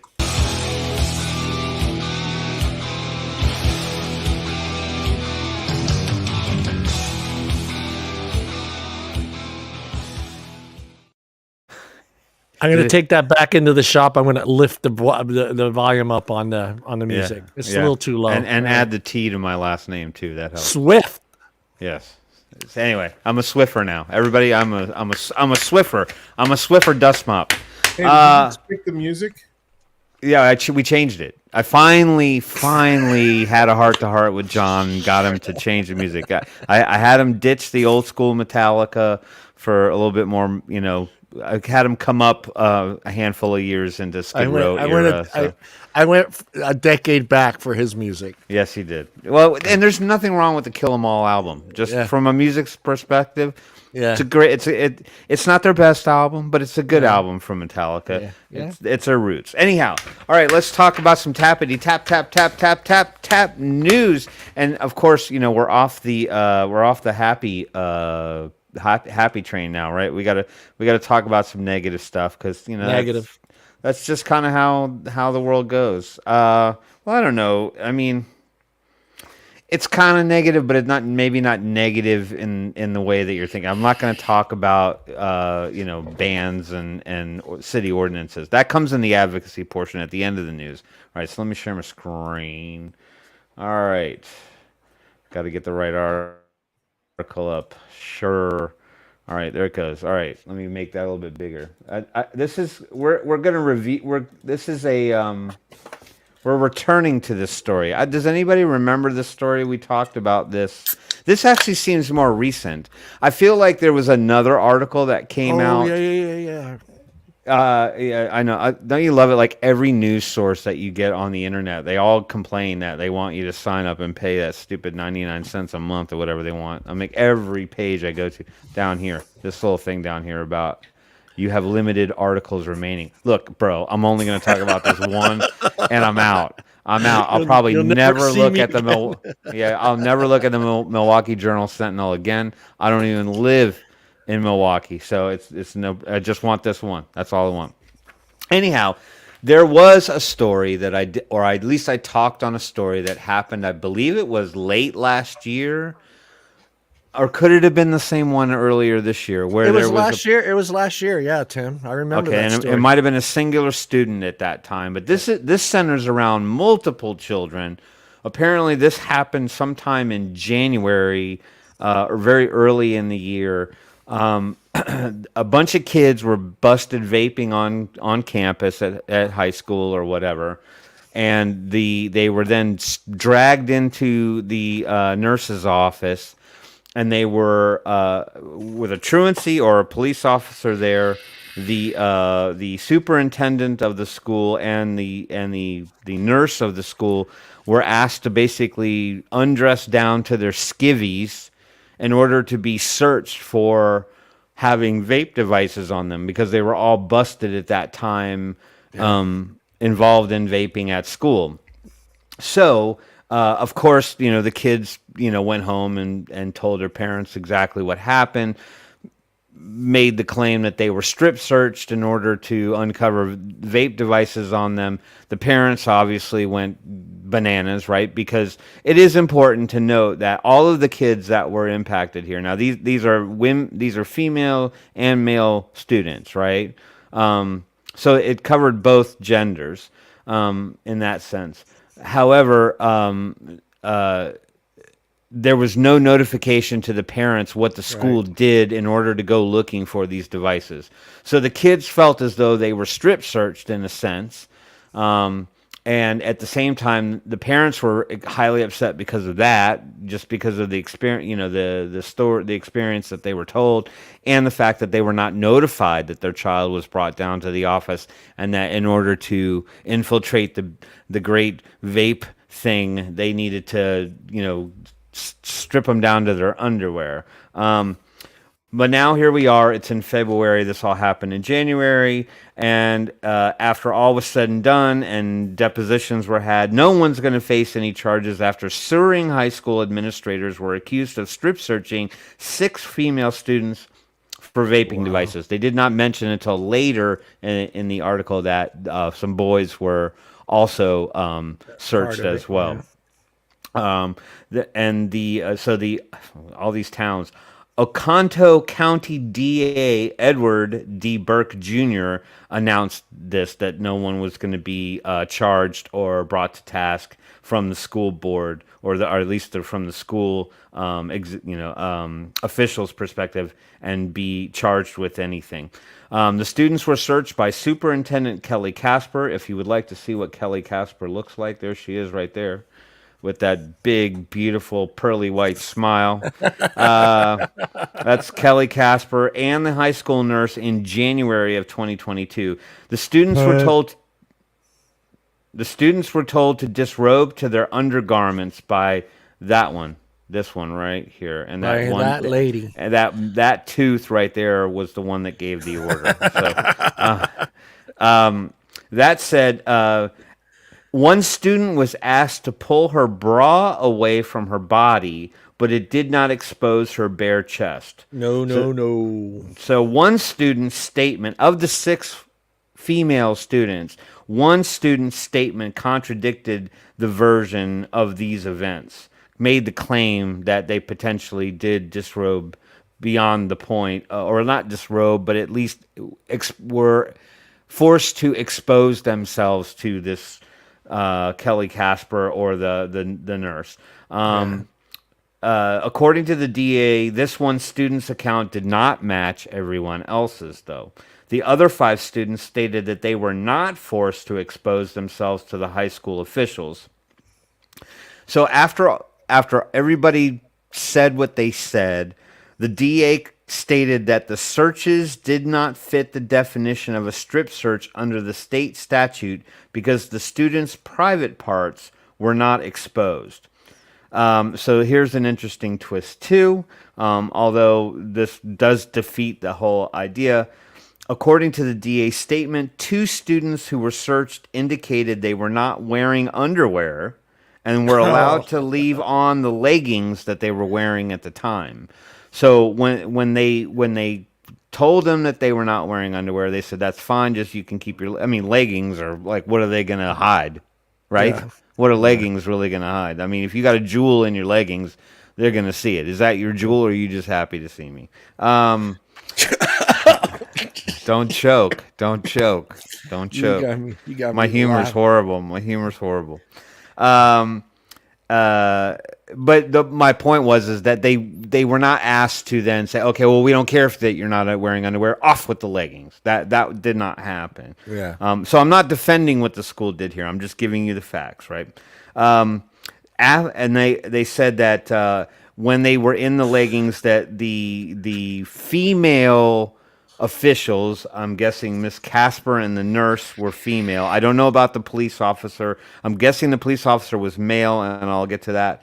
But did an external pat down of the student while they were in the leggings. So they kind of did, your typical frisk kind of situation.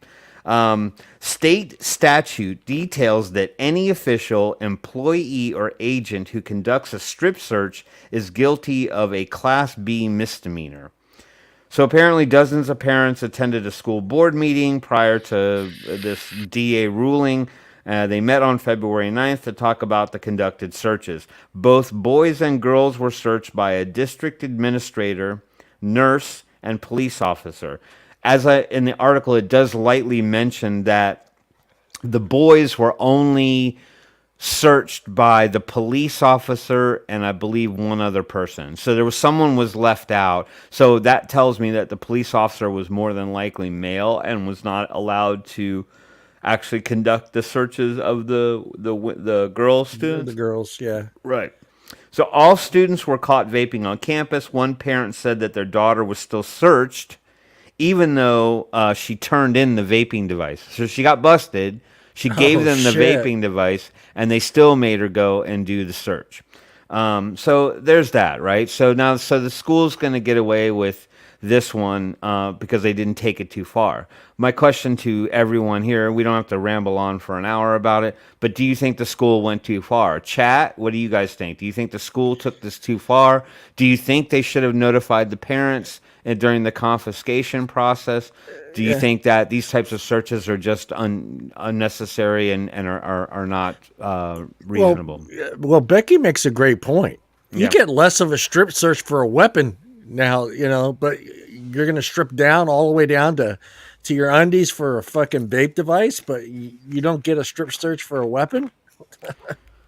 Right. I mean, I think here's my take on it. If the school wants to go to the point of this is how they're going to then search those kids, I think that has to be done with a court order. Like if they want to really go that far, then they need to have the parents come down and remove that child, and then they have to then make a case and say, we want, but you can't just take a kid, throw him into a corner room, strip down, and say, I want to see if you got anything else on you. Yeah. Down to your skivvies or not. At least put them in a. Go ahead. Parents should have been called, and they should have discussed it. They need the parents' consent of a minor. Right. Yeah. Anything outside of that is too far. And in my opinion, I'd be having a lawyer. I'd have their ass, every one of them. Yeah. I mean, how's that work? Because it's been a while since I've been a minor, Nick. So how's that work out in the street with a police officer?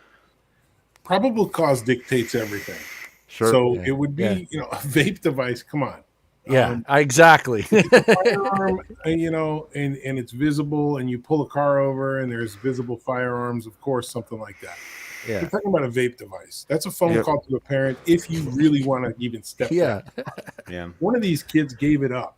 That's game over right there. There's no reason. What do you think? They're fucking trafficking? Vape devices? Yeah. These are kids. I mean, come on.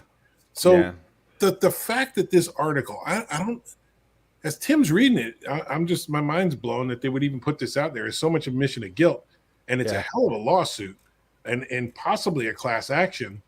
This would have been sick. This, for them to think that they could just come out and say this and then put it under a carpet somewhere, it blows my mind, because I tell you, man, if something like this were to happen anywhere that I know of, there would have been a major issue. And you're going to hold a parent-teacher meeting or something, a town hall, and just explain to them everything's cool? No. Yeah, well, they and I don't know if this changes the scope of things, but they said that this is a very small town. There's only I think it said right here. It said where was it? Oh, right here. It said right here. 1,000 THC residents. Daily News first reported last week the high school student population is 120. It is located in serving a rural town in Oconto County with fewer than 1,000 residents. I don't know if it's that small town mentality. Like, you get over here, boy. I'm going to take a look in your pants and see if you got any more of them vape devices. You know that you're not supposed to bring those on to school. I'm not saying what they did in any way, shape, or form is right. I'm just saying maybe it's small town mentality where they have had some luxuries to take things a little too far before. And I think the other story that you did before, Tim, I think that was in Canada. if I remember correctly. It very well may have, but the story was very similar. It was Similar, the very same kind similar, of yeah. situation. Student was caught. They took him into the office, had him stripped down, and everybody went ape shit over it. And I think parents have the right to do that. I think this was taking it way too far. I do think the stigma of vaping, because they know the ones that the kids are going to have around, right? They're not going to have a lost vape Groose and an Arbiter RTA in class. They're going to have a Jewel shoved down their leggings. You know what I mean? So I get where the teachers think that this is where it's going, right? Because it started with what? Clear backpacks and bullshit like that, right? Like the kids weren't allowed to have anything but clear backpacks so they could see the teachers could see inside of them. They got vape smoke detectors in the bathrooms now. Like they've added all these layers of things to detect it. The one thing they can't defeat is the concealability of, or how they can conceal device, something tiny like that. So they're shoving it up their butt, or whatever they're doing. So whoa.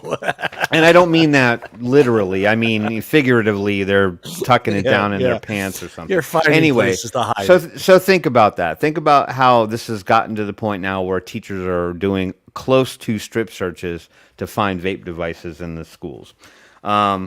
All right, well, let's move on. All right, so as happy as an article that was, let's just keep this train rolling, right?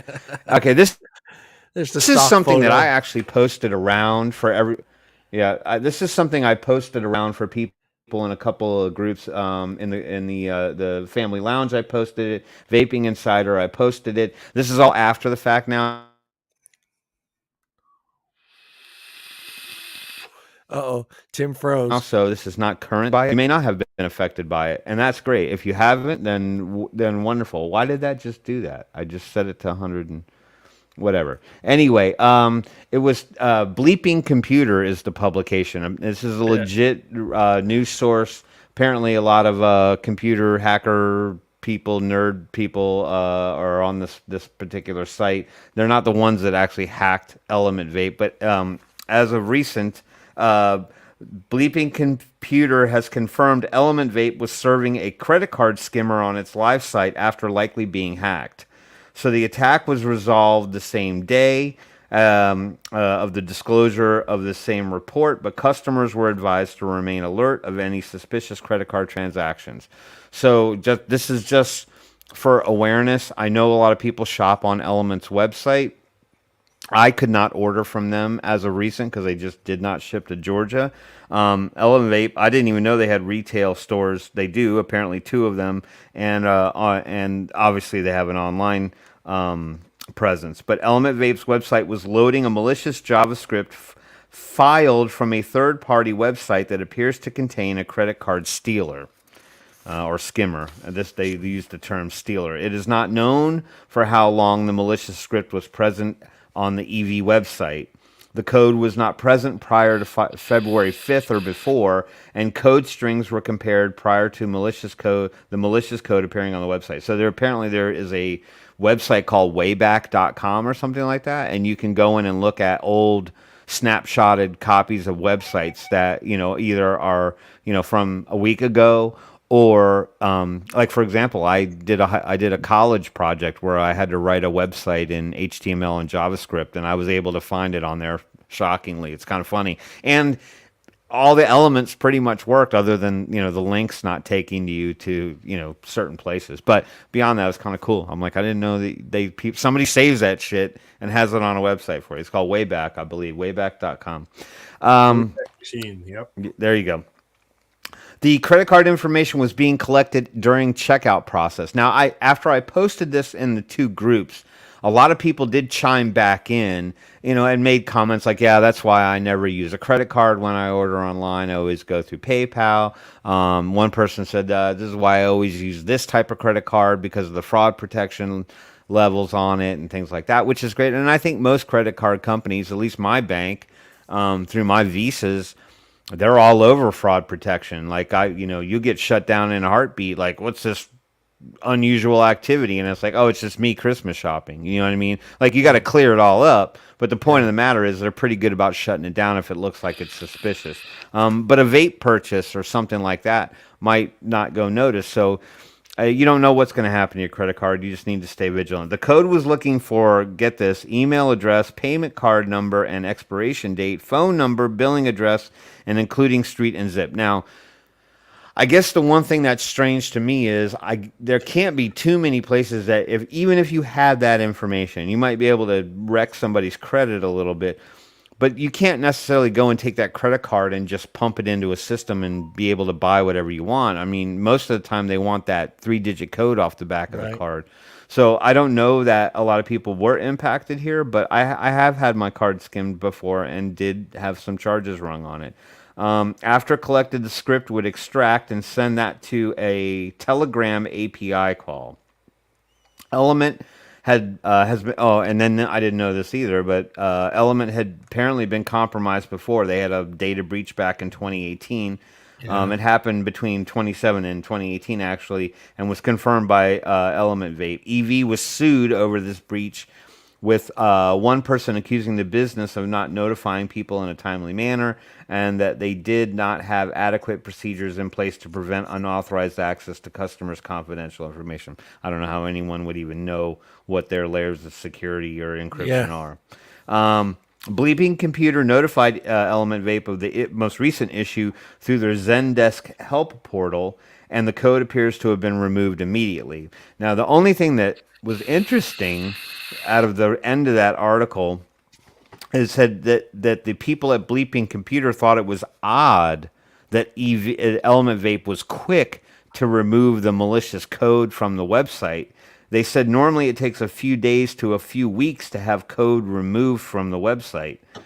But they apparently acted almost immediately on this particular one, probably because they got sued before.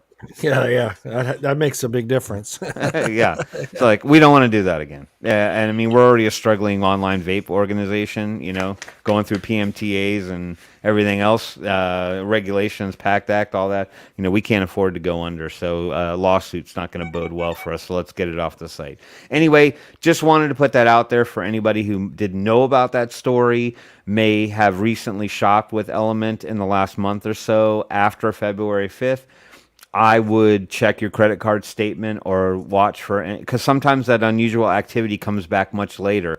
I think I'm of the contingent that sometimes your credit cards get skimmed and then they get put on in some database somewhere, and then eventually somebody gets to your number and tries it. And The dark web. Right. Okay, so let's end on a little vape advocacy. Here's the last one. I don't want to take too long. This was in Kentucky. Another semi-southern state. Kentucky. It's north of me. I'm down here in good old Georgia. SB 166 is on the table in the state, in Kentucky. A vaping tobacco bill that they say will reduce smoking rates in Kentucky. Okay, how would you do that, boys? You'd get people vaping, wouldn't you? Wouldn't that be the best way to get rid of smoking rates? Tim, scroll no. up. Scroll up. Yeah. What do you want to see? No. Scroll down. I mean, don't show that advertisement. Yeah, NBC was on there. Oh, I get what you're saying. I didn't even think about it. Anyway, so the hearing was today. It was actually today for SB 166, where state lawmakers would meet to discuss a bill intended to reduce smoking rates in Kentucky. The bill would allow city and county governments, which I say this time and time again, they're going to get you at the lower levels before then they get you at the federal level. Yeah. The bill would allow city and county governments to create stricter laws surrounding use, sale, display, and distribution of vaping or tobacco products. This bill was introduced by a Republican. Will Schroeder introduced the legislation. Apparently, Kentucky has long had one of the highest tobacco use rates in the nation. More than 20% of Kentucky adults reported smoking. Health experts believe the pandemic exacerbated the problem among students. That's debatable. I mean, they could say whatever they want. But they just think that if they make vaping and smoking harder to get to, that it's going to drop smoking rates. It's not. They're just going to go to the black market. They'll find other ways to get their stuff. So my advice to everybody who lives in Kentucky, if you're not signed up with CASA, do it. B, pay attention to what's going on in your state because they listen to the discussion on this one. I suggest you Google SB 166 in Kentucky and find out where that is. Find out if you have the ability to enter into the open commentary period, voice your opinion. But that's your advocacy for tonight. That's your news. Yes, sir. Nick, I see a finger. Visit KSFA, Kentucky Smoke Free Association. They got some great information as well. Okay, there you go. Perfect nugget to end the news segment. And with that, back to you in the studio, John. Thank you, Tim. Thank you very much. Since we're in Kentucky, thank you very much. I don't know if I have that southern drawl that you have over there. Well, we just got a bunch of bumpkins down here, buddy. Easy. Tim's just ripping on people today, man. What? That's not derogatory. They're bumpkins, Isn't it? man. They're rednecks. They'll say it too, and they'll tell you they're a redneck any day of the week. You should have seen the stuff he was saying about Florida earlier before you got on. Nothing wrong with rednecks. Yeah, I was just saying I like their oranges. I like their oranges too. Purdy, Purdy. Hey, you guys, do you know what the major export is for Florida? Vaping. It's not oranges. It's not oranges. How do you know? It's another fruit, isn't it? It's beef, cattle. Avocados. No, avocado. That's California. Beef. It's beef No, in Florida? Man, yes, you would think. You mean Texas- I thought half of the beef in Florida got eaten by alligators? I know. I thought it would be oranges, but I thought it was another fruit. You know what? I live in a fucking state. It's called the Peach State. I haven't seen one fucking peach from Georgia since I've been here. California's got all the fruits. Yeah. The sixth largest economy in the world. Literally all the fruits. Yeah, we have all the fruits. Hey, someday we'll be our own. Someday we'll be our own country. Someday we'll be our own country, and we'll just get rid of all you guys. We'll just separate from the union. True. Yeah, separate from the union. And even then, the talks even then are saying that they want to split it. They're either separate itself or split it in three. You better Northern, step over that Central, line, and South. dude. Yeah. Save yourself. Get over. I'm gonna move on the same street that you, Paul, and Phil and Dimitri live on. USA. That would be funny as fuck. Like the four of us living on that street. Yeah, that'd be a riot. The whole vaping community. Yeah, it will be all four of us just driving around in our golf carts from house to house. No, I found the ultimate golf cart the other day. Oh, we souped up one? I don't want a souped up golf. I don't need to go that fast in something like that. No, this is a 1,000-watt electric golf cart. It's got 4,000-watt motors. Yeah, I'm passing on that. Like, I don't need to get to Phil's house that fast or Nick's house that fast. Dude, the fucker does burnouts. I want it. Oh, man. Tesla. Yeah, it's a Tesla golf cart, literally. Oh, yeah, they're coming out with all kinds of stuff. Isn't there rumors about a hybrid? phone? Yeah, it's a hybrid. Yeah. It's a golf cart that someone modified, and they put 4,000-watt bike motors into a golf cart. It's a 4,000-watt golf cart. That's and crazy. I thought, no, it's not. That's fun. But one question, Nick. What I got told, I know beef's a really big export for there, but I also got told that lamb now is also starting to come up as well. Like really good quality lamb coming out of Florida as well. Yeah. I don't know. I'll find out, though. The air causes cancer. Everything causes cancer in California. Hey. What's that say? Vapalopolis. Vapalopolis. What? Yeah. Now, Beware of old people crossing. Vapopolis. Yeah. Beware Are they MTL golf carts? What a wattage. The problem is, if us four live on that same street, nobody's going to want to live near us. That's for damn sure. Right? Well, Hey, you great news. sorry. Great news. What? 16 MTL golf days carts? left in Florida session. Sorry. What happened? 16 days left. 15 days left. Yeah, you want to talk a little bit about that before we go out? How's it been going, Tim? I mean, Nick, for you, everything going smooth? Are you traveling a lot? I saw that. Everything's going good. Little lighter than previous. Well, we got the big veto, and I mean, all that crap going on. Of course, everything's going to be a little lighter, but couple of things this year. We got 2 bills that they're looking at removing some preemption, which would be basically cities, counties, municipalities can make their own rules in regards to vaping. After the governor signed a bill that said they can't, it's got to all correlate with state regs. So a couple of lawmakers are fighting that and want to do an amendment. We're kind of fighting that currently, the 2 bills. And one more is called Butts on the Beach that Senator Joe Gruder's put out. It's a great bill in regards to smoking versus vaping. He doesn't want people using tobacco products and cigarettes specifically on the beach. There'll be signage throughout all the beaches that says except for vaping, cigars, and so on and so forth. Wow. So he's made that exception in his bill. Now that's huge for us and Joe Gruters. I mean, obviously he's one of our champions, so we very much appreciate that bill. However, there are people that want to file amendments prior to it being read on the floor to include vaping and so forth. So our struggle is that the bill's sponsors are specific to littering.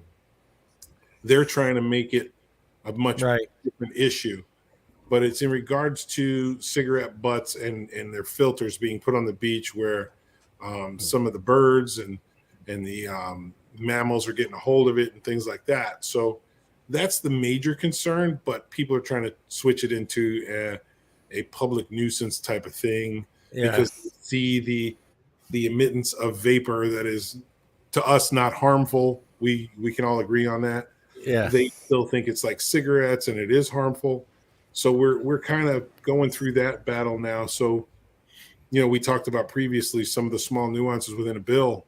That's one of them. So we're trying to keep it what we call clean, Gruder's bill clean as it moves through legislation to where when it hits the floor, it still excludes everything but cigarettes and the use of cigarettes on the beach and keep it a litter topic versus anything else. But those are the 3 hot buttons this year. They've been keeping us pretty busy. It's caused us to have to get involved in a lot of sidebar conversations. And part of that is information being given to them. And Tim and I were both talking about that earlier. Information being given to them where they're asking questions about it and how that will impact. And so it's opened up some doors for us. There's a good side to it, but it's a battle. So, and screaming from the rooftops at this point does not help until it hits the floor, because really right now we have to do it respectfully, professionally. Yeah. Till we need to release the hounds. It's kind of like, let's have those conversations in a respectful manner and give them the opportunity to absorb the information, make the right choice before we go after them. Nice. Busy man. Nick is always busy.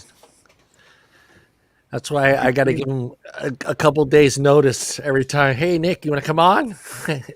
And then Nick's, I'm over here. I'm there. I'm over here. Never home. I love being on. But yeah, we love having you on. And that's why I wore the specific hat just for you tonight. You guys give me a chance to let off steam and talk to real people, Yeah. I like that. Well, you're doing something right. Everybody should be paying attention to what you guys, what everyone in the state of Florida is doing, and hopefully someday, it can be a lot easier. Someday it'll be easier than getting a clean needle. No, I'm just kidding. I'm just kidding. I don't want to start that. We're out of here. I want to thank Tim and Paul, and of course Nick for joining us tonight. We'll see everybody next Wednesday, and be safe. Have a good week. And there's no holidays, right? Yes, Monday was the That was holiday. Monday, yeah. That was Monday. Yeah. So enjoy your week. Have fun, and thanks for joining us. We'll see everybody next week. Peace out. Which one do I hit? Outro.